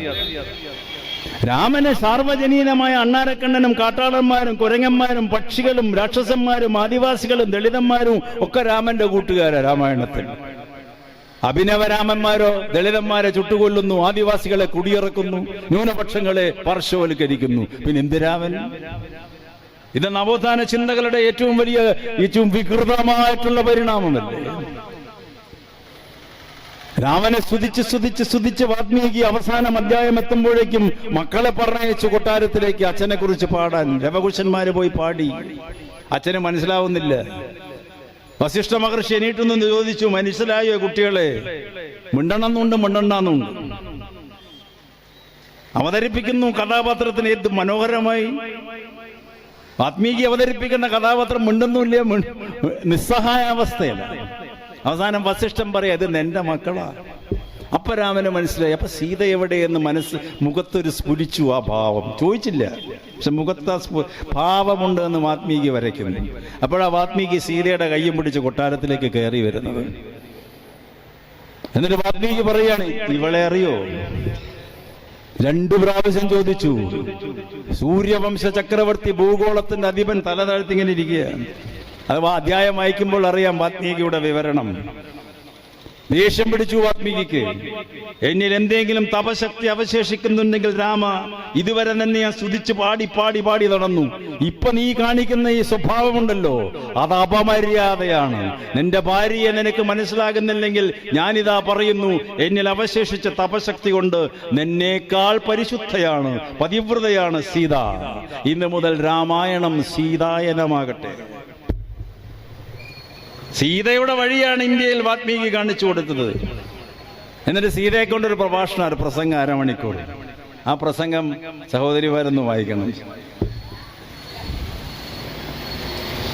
കയ്യ് ചൂണ്ടി സിംഹാസനത്തിന്റെ മുഖത്ത് നോക്കി കയ്യ് ചൂണ്ടി സിംഹാസനത്തിന്റെ നേരെ മുന്നിലിരുന്നു കൊണ്ട് മഹാമഹർഷിമാരിയ്ക്കുന്ന വേദിയിൽ വാൽമീകിയുടെ അടുത്തിരുന്നു കൊണ്ട് സീത പറയാൻ, മാണമില്ലേ ചക്രവർത്തി? എന്ത് മര്യാദാ പുരുഷോത്തമനാണ് നിങ്ങൾ? എന്ത് ചക്രവർത്തിയാണ് നിങ്ങൾ? പ്രജകളുടെ വാക്ക് കേട്ട് 3ാമതും എന്നെ ഉപേക്ഷിക്കുന്നു. എനിക്ക് പരമപുച്ഛമാണ് നിങ്ങളോട്. എന്ത് നീതി, എന്ത് ധർമ്മം? എനിക്ക് നിങ്ങളോടൊപ്പം താമസിക്കണ്ടെന്ന് പറഞ്ഞ ഭൂമിക്കടിയിലേക്ക് അമ്മയെന്ന് വിളിച്ചു പോകുന്നു. അധികാരത്തിന്റെ ദുഷ്ചെയ്തികളെ, ദുരധികാരത്തിനെതിരെ ലോക ചരിത്രത്തിൽ സിംഹാസനത്തിന്റെ മുന്നിൽ നിന്നുകൊണ്ട് ആദ്യം ചോദ്യം ചെയ്തത് ഒരു സ്ത്രീയാണ്. ആ സ്ത്രീയുടെ പേരാണ് സീത. ആ സ്ത്രീയെ കൊണ്ട് ചോദ്യം ചെയ്യിപ്പിച്ച മഹാപണ്ഡിതനായ വാൽമീകി ജനിച്ച നാട്ടിലാണ് ഈ കോമാളിത്തരങ്ങൾ മുഴുവൻ അരങ്ങേറുന്നത്. പക്ഷെ ആ സീതയെക്കുറിച്ച് ഇവർ പറയില്ല. രാമനെ ചോദ്യം ചെയ്ത സീതയെക്കുറിച്ച് സംഘപരിവാർ കഥ പറയില്ല. ആ സീതയാണ് ഇന്ത്യയുടെ മാർഗദർശി. അതാണ് റിനൈസൻസ് ചിന്ത. നവോത്ഥാനത്തിന്റെ ഏറ്റവും വലിയ ശക്തി വരുന്നത് അവിടെയാ. പാഞ്ചാലിയിൽ നിന്ന് ആ ശക്തി വരുന്നു. വസ്ത്രാവക്ഷേപം നടക്കുമ്പോൾ ഭർത്താക്കന്മാരും മുഴുവൻ തല കുനിച്ചിങ്ങനെ ഇരിക്കുക, നാണം കെട്ടിട്ട്. പിന്നെ കഥയാണ്. പിന്നെ കൃഷ്ണൻ മാജിക്കൽ പവറിലൂടെ വസ്ത്രം കൊടുത്തു, അതൊക്കെ വിശ്വസിക്കേണ്ടവർക്ക് വിശ്വസിക്കാം. പക്ഷെ പാഞ്ചാലി ചോദിക്കുന്ന ചോദ്യമുണ്ട്, വ്യാസൻ ചോദിപ്പിക്കുന്ന ചോദ്യം, എന്താണ് ധർമ്മം? എന്താണ് ധർമ്മം? അതിന് അപ്പോഴും വ്യാസം മറുപടി പറഞ്ഞില്ല. പാഞ്ചാലി ഭീഷ്മരോട് ചോദിക്കുന്നത്, ഗുരുഭൂത മഹാനുഭാവ ഭീഷ്മപിതാമഹ പറയൂ ധർമ്മം. മിണ്ടുന്നില്ല. അവസാനം ഞാൻ നേരത്തെ സൂചിപ്പിച്ചല്ലോ, അവസാനത്തെ അധ്യായത്തിൽ വ്യാസനും പറഞ്ഞു, എനിക്കും അറിയില്ല എന്താ ധർമ്മം. ചോദ്യം ചോദിച്ചത് സ്ത്രീകളാണ്. പല രാജാക്കന്മാരും പിന്നീട് പല ഘട്ടങ്ങളിലും ചോദ്യം ചെയ്യുന്നുണ്ട്. ആ ചോദ്യം ചെയ്യിക്കാനുള്ള ശക്തി നമുക്ക് കിട്ടുന്നത് നവോത്ഥാന ചിന്തകളിൽ നിന്ന്. ആദികവിയായ വാത്മീകിയും വ്യാസനുമെല്ലാം ഈ ചോദ്യങ്ങൾ ചോദിക്കാനുള്ള ശക്തി നമുക്ക് തരുന്നത് സമത്വ ചിന്തകളിൽ നിന്നാണ്, പുരോഗമന ചിന്തകളിൽ നിന്നാണ്, ഗുരുദേവൻ ഉപനിഷത്ത് ചിന്തകളിൽ നിന്ന്. ബുദ്ധദേവൻ ഉപനിഷത്തിനെ ഏറ്റവും വലിയ ഹൃദിസ്ഥമാക്കിയിട്ടാണ് ബുദ്ധമതം വ്യാപരിപ്പിച്ചത്. അഹിംസ, ദാനം, ധർമ്മം, കരുണ, ദയ തുടങ്ങിയിട്ടുള്ള അഷ്ടാംഗ പാതയിലൂടെ ബുദ്ധൻ സഞ്ചരിച്ചു. ജാതിയില്ല, ഇവിടെ മതമില്ല, ഇത് വർണ്ണ വ്യവസ്ഥിതിയില്ല, എല്ലാം ഒന്നു തന്നെ. അത് ലോകത്തിന്റെ ഏറ്റവും വലിയ മതമായിട്ട് ബുദ്ധമതം മാറി ഈ ചിന്തകളിലൂടെ. അതിനെ തകർക്കാനാണ് ബ്രാഹ്മണ്യം വീണ്ടും അരക്കെട്ട് വന്നത്. അതിന് നേതൃത്വം കൊടുത്ത ആളുടെ പേരാണ്, ബുദ്ധമതത്തിനെ തകർക്കാൻ വേണ്ടി ഇന്ത്യയിൽ ഏറ്റവും അധികം പരിശ്രമിച്ച ആളുടെ പേരാണ് മലയാളിയായ ജഗദ്ഗുരു ആദിശങ്കരാചാര്യർ, മഹാപണ്ഡിതൻ. ശങ്കരസ്വാമികൾ 34-ാമത്തെ വയസ്സിൽ സമാധി അടഞ്ഞു. ശങ്കര ചരിത്രം വായിക്കുമ്പോൾ നമുക്കറിയാം, ചരിത്രകാരന്മാർ എഴുതിയത് പഴ ബുദ്ധമത മഠങ്ങളും തീവെച്ച് നശിപ്പിച്ചു അദ്ദേഹത്തിന്റെ അനുയായികൾ. ബുദ്ധഭിക്ഷുക്കളെ ആട്ടി ഓടിപ്പിച്ചു. എങ്ങനെയാണ് ബുദ്ധമതം ഇന്ത്യയിൽ നിന്ന് അപ്രത്യക്ഷമായിട്ട് ഇന്നത് ഇപ്പോഴും ആധികാരികമായിട്ട് പല കാരണങ്ങളും പറയുന്നുണ്ടെങ്കിലും കൃത്യമായ കാരണങ്ങളില്ല. ഒരു കാരണം ഇതാണ്, ഈ ബ്രാഹ്മണ മേധാവിത്വത്തിന്റെ കടന്നുകയറ്റം, ചാതുർവർണ്ണ സ്ഥാപിക്കാനുള്ള വെപ്രാളം, ആസക്തി. ബ്രാഹ്മണൻ, ക്ഷത്രിയൻ, വൈശ്യൻ, ശൂദ്രൻ, അതാണ് നവോത്ഥാനത്തിനെതിരെ. വിരാട പുരുഷന്റെ മുഖത്ത് നിന്ന് ബ്രാഹ്മണൻ വരുന്നു, മനസ്സിൽ നിന്ന്, നെഞ്ചിൽ നിന്ന് ക്ഷത്രിയൻ വരുന്നു, തുടയിൽ നിന്ന് വൈശ്യൻ വരുന്നു, കാൽപാദത്തിന്റെ അടിയിൽ നിന്ന് ശൂദ്രൻ വരുന്നു എന്ന് അതിൽ എഴുതി വെച്ചിരിക്കുന്നത് വേദമന്ത്രത്തിൽ. അതാണ് പിടിച്ചിരിക്കുന്നത് ഈ ബ്രാഹ്മണന്മാര്. എല്ലാ അമ്പലങ്ങളിലും ഇപ്പോഴും ചെന്ന് ചോദിച്ചു നോക്കൂ, വലിയ വലിയ അമ്പലങ്ങളിലുണ്ട്, ചെറിയ അമ്പലത്തിലുണ്ടോ എന്ന് എനിക്കറിയില്ല. പുരുഷ സൂക്ത പുഷ്പാഞ്ജലി കഴിക്കണം എന്ന് പറഞ്ഞാൽ ഈ മന്ത്രജല്ല എന്ന് വെച്ചാൽ അതിന്റെ അർത്ഥം എന്താ? ബ്രാഹ്മണനും ക്ഷത്രിയരും മാത്രമാണ് മനുഷ്യൻ, ബാക്കിയൊക്കെ വേണമെങ്കിൽ പറയാം മനുഷ്യൻ. അപ്പൊ നമ്മളൊന്നും മനുഷ്യഗണത്തിൽ പെടില്ല കേട്ടോ, ഇവരുടെ കണക്ക് പ്രകാരം, ശ്രേഷ്ഠ ബ്രാഹ്മണരുടെ കണക്ക് പ്രകാരം. അതിവിടുത്തെ പാവപ്പെട്ട ഈ ആയിരക്കണക്കിന് വരുന്ന RSSലെ താഴ്ന്ന ജാതിയിൽപ്പെട്ട ആൾക്കാർക്ക് ഇതുവരെ മനസ്സിലായിട്ടില്ല. ഹിന്ദു രാഷ്ട്രം വന്നാൽ അറിയാം ഇതിന്റെ വിവരം, അപ്പറിയാം ഏതാ ഹിന്ദു എന്ന് ശരിക്ക്. അവിടുത്തെ ഹിന്ദു ബ്രാഹ്മണൻ മാത്ര, വേറെ ആരും ഹിന്ദു അല്ല. വേണമെങ്കിൽ പിന്നെ ക്ഷത്രിയ നീയും കൂടി ഒന്ന് മനുഷ്യനായിക്കോ എന്ന് പറയും. അതിന്റെ കഥയുണ്ടെങ്കിൽ, ക്ഷത്രിയനാകാൻ വേണ്ടിയിട്ട് വെമ്പൽ കൊണ്ട് നടന്ന പല രാജാക്കന്മാരുടെ കഥയുണ്ടെങ്കിൽ, രക്ഷപ്പെടാൻ വേണ്ടി, എന്നിൽ നിന്ന് രക്ഷപ്പെടാൻ, അധികാരം നിലനിർത്താനും ജീവൻ രക്ഷപ്പെടുത്താനും വേണ്ടി ക്ഷത്രിയനായിട്ടുള്ള ആദ്യത്തെ ആളുടെ പേരാണ്, കേട്ടാൽ നമ്മൾ ഞെട്ടിത്തെറിക്കും. പല ഇന്ത്യക്കാരും ഇത് വായിച്ചിട്ടില്ല, പക്ഷെ നടന്ന സംഭവമാണ്. ഛത്രപതി ശിവജി, ശൂദ്രനായിരുന്നു ശിവജി. ഔറംഗസീബിന്റെ കാലഘട്ടത്തിൽ യുദ്ധം ചെയ്തപ്പോൾ ശിവജിയെ പിടിച്ച് ജയിലിലിട്ടു. ഈ സംഘപരിവാർ ശിവജിയുടെ പേരിൽ കലാപം നടത്തിയിട്ടില്ല മഹാരാഷ്ട്രയിൽ. അതിന്റെ യാഥാർത്ഥ്യ വശമെന്താ? ജയിലിട്ടപ്പോൾ പിന്നീട് പുറത്തു വന്നപ്പോൾ ശിവജിക്ക് തോന്നൽ തന്നെ ജയിലിലിട്ടത് ഈ ജാതിയിൽ താഴ്ന്നതായതുകൊണ്ടാണ്. മുഗളന്മാർക്ക് മുസ്ലിംമാരായതുകൊണ്ട് അവർക്ക് ബ്രാഹ്മണനും ഇല്ല, ക്ഷത്രിയനും ഇല്ല, ശൂദ്രനും എല്ലാം ഒന്ന് തന്നെ. പിന്നെ ഔറംഗസീബാൻജി കുറച്ച് ക്രൂരനായ ഭരണാധികാരിയായിരുന്നു, അക്ബറിയും ഷാജഹാനിമാരി ആയിരുന്നില്ല. അപ്പൊ ശിവജി പുറത്തു വന്നപ്പോൾ തനിക്ക് ക്ഷത്രിയനാകണമെന്നൊരു മോഹം രേഖപ്പെടുത്തിയ ചരിത്രമായിട്ട് അത് പറയുന്നു. ഇപ്പൊ ഒരു പുസ്തകം ഇറങ്ങിയിട്ട് 2 മാസം മുമ്പ് മനോജ് മേത്ത എന്ന് പറയുന്ന ഇന്ത്യയിൽ ജീവിച്ചിരിക്കുന്ന വലിയൊരു ചരിത്രകാരൻ എഴുതിയിട്ടൊരു പുസ്തകമുണ്ട്, കാസ്റ്റ് പ്രൈഡ് എന്നുള്ളൊരു പുസ്തകം. കാസ്റ്റ് പ്രൈഡ് ഒരു കഷ്ടി 1000 പേജുള്ള പുസ്തകം. അതൊന്ന് വായിച്ചു നോക്കിയാൽ ഈ കഥകളൊക്കെ അതിലുണ്ട്. ആ പുസ്തകത്തിൽ കെട്ട് ശിവജി എന്നിട്ട് വിശ്വനാഥ് ഭട്ട് എന്ന് പറയുന്ന രാജസ്ഥാനിലെ ഒരു ബ്രാഹ്മണനെ സമീപിക്കും, പൊങ്കളി സമുദായത്തിലുള്ള.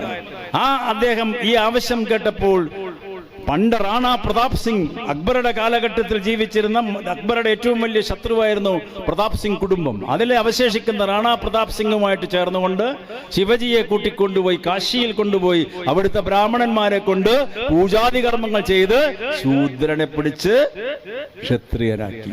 സ്ഥാനക്കയറ്റം, 3rd റാങ്കിൽ നിന്ന് 1st റാങ്ക് ആക്കി. കാണിക്കുന്ന എന്താ? ശിവജിയെ തരം താഴ്ത്താനല്ല ഈ പറയുന്നത്. എല്ലാ രാജാക്കന്മാരുടെ അടക്കം മോഹമായിരുന്നു ജാതിയിൽ മുന്നേയാവണം ഞാനെന്ന്. അപ്പുറ ജാതിയുടെ അതിപ്രസരമുള്ള രാജ്യമാണ് അന്നും ഇന്നും ഇന്ത്യ. പിന്നെ എങ്ങനെയാ?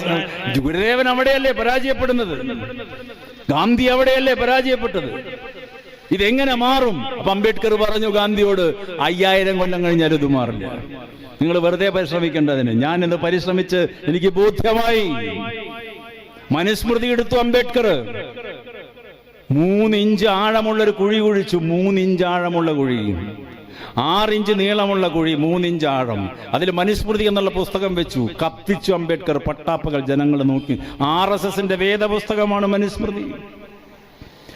യാഥാസ്ഥിക ചിന്തകൾ, റിനൈസൻസിനെതിരായ ചിന്തകളാണ് അതിന് മുഴുവൻ. അത് കത്തിക്കുമ്പോൾ 3 ബാനറുകൾ എഴുതി വെച്ചു അംബേദ്കർ.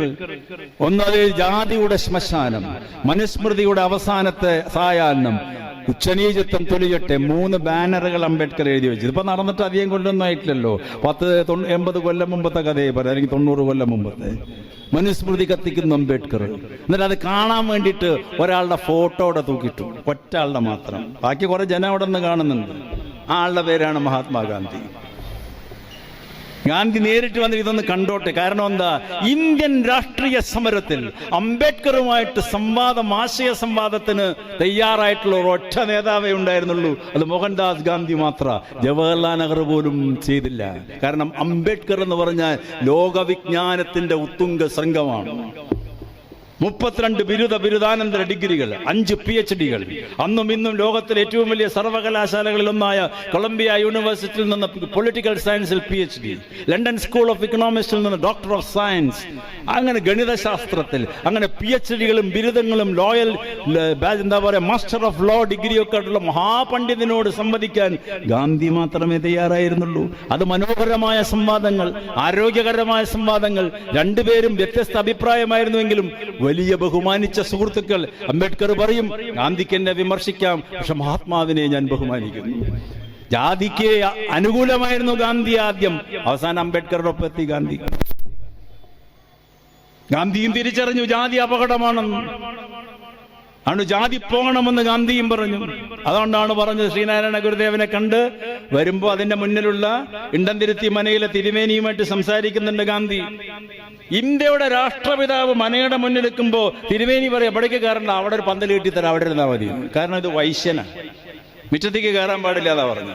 ഈ വൈക്കത്ത് അവിടെ ഇരുന്ന് സംസാരിച്ച് ഇയാള് ജനലിന്റെ ഉള്ളിൽ കൂടെ ഇരുന്ന് സംസാരിക്കും, ഗാന്ധി അവിടെ നിന്ന് വർത്താനം പറയും.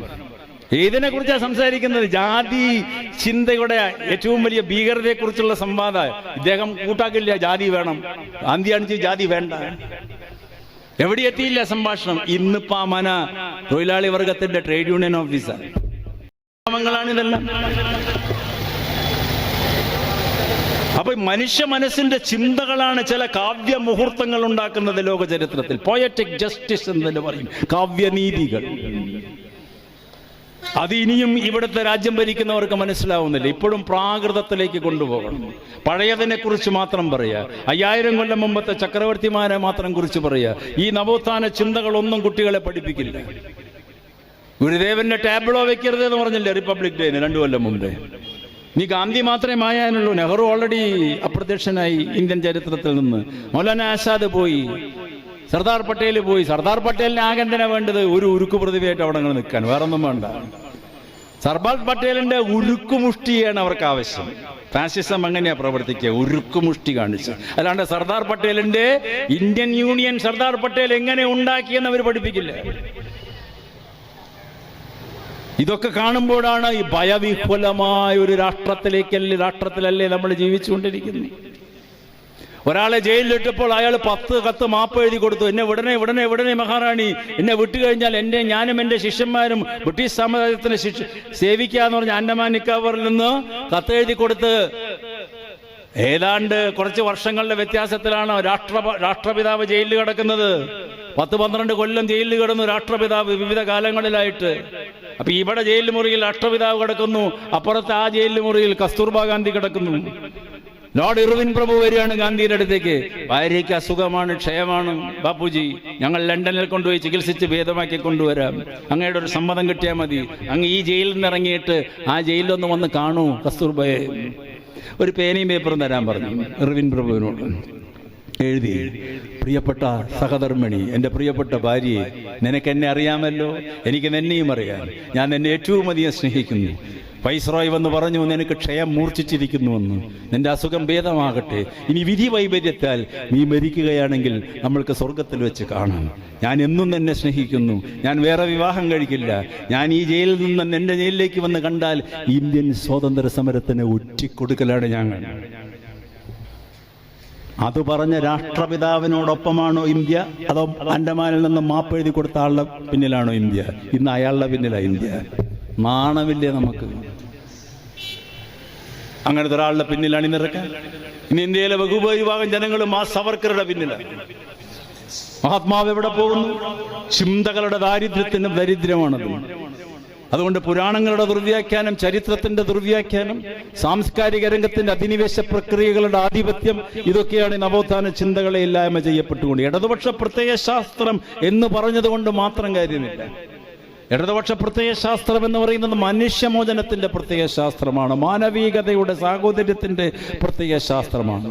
മാർക്സ് പറയുന്നുണ്ട് കൃത്യമായിട്ട്. മാർക്സ് സമസൃഷ്ടിവാദം അല്ലെങ്കിൽ സമത്വ സിദ്ധാന്തം പറയുന്നതിന് മുമ്പ് ഞാൻ സൂചിപ്പിച്ചല്ലോ, വൈകുണ്ഠസ്വാമിയും ഗുരുദേവനും ഒക്കെ സമത്വവാദം പറഞ്ഞപ്പോൾ മാർക്സ് കൃത്യമായിട്ട് പറയുന്നുണ്ട്, സഖാക്കളെ, നിങ്ങൾ തോളോട് ഒരുമി നിന്നുകൊണ്ട് മനുഷ്യനെ സ്നേഹിച്ചുകൊണ്ട് മുന്നേറുക. മാനുഷികതയാണ് പ്രപഞ്ചത്തിന്റെ ഏറ്റവും വലിയ മാനദണ്ഡം. Man is the ensemble of the universe എന്ന മാർക്സ് എഴുതി വെച്ചത്. മനുഷ്യനാണ് പ്രപഞ്ചത്തിന്റെ മാനദണ്ഡം. ആ മനുഷ്യനെ മനുഷ്യനാക്കി മാറ്റാനുള്ള ഏറ്റവും ഉദാത്ത പ്രക്രിയയുടെ പേരാണ് നവോത്ഥാന ചിന്തകളുടെ വ്യാപരണം.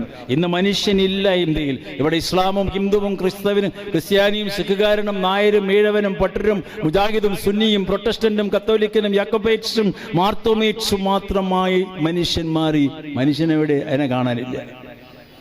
ഇന്ത്യയിൽ മനുഷ്യന്മാരില്ല, എല്ലാവർക്കും ഇവരെ വേണ്ടു. അതാണ് ദുരന്തം ഈ രാജ്യത്തിന്റെ. അങ്ങനെ ഗാന്ധി ജനിച്ച നാട് ഇങ്ങനെയായി മാറി, അംബേദ്കർ ജനിച്ച നാട് ഇങ്ങനെയായി. The caste, its genesis, development and its origin എന്ന് പറയുന്ന ഒരു പുസ്തകം എഴുതിയിട്ട്, ലോകപ്രശസ്തമായ പുസ്തകം അംബേദ്കർ എഴുതി, കൊളംബിയ യൂണിവേഴ്സിറ്റിയിൽ പ്രബന്ധം അവതരിപ്പിച്ചു. The caste is genesis and development. ജാതി, അതിന്റെ ഉത്ഭവവും അതിന്റെ വികാസവും. ലോകപ്രശസ്തമായ പ്രബന്ധം. ലോകത്തിലെ വിവിധ ഭാഷകളിലേക്ക് പാശ്ചാത്യ രാജ്യങ്ങൾ അത് തർജ്ജമ ചെയ്തു. പിന്നീട് ഒരു പുസ്തകം എഴുതി, അനിഹിലേഷൻ ഓഫ് കാസ്റ്റ്, ജാതിയുടെ ഉന്മൂലനം.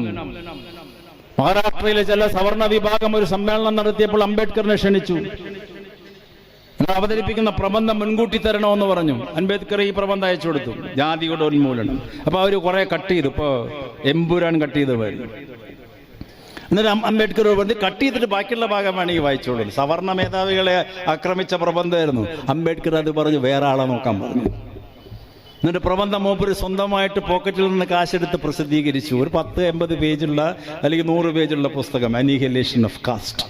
ഇപ്പൊ അത് കുറെ അനുബന്ധ എസ്സേകളും പണ്ഡിതന്മാരുടെ എസ്സേകളൊക്കെ ആയിട്ട് ഒരു 10-60 പേജ് അയക്കണു ആ പുസ്തകം.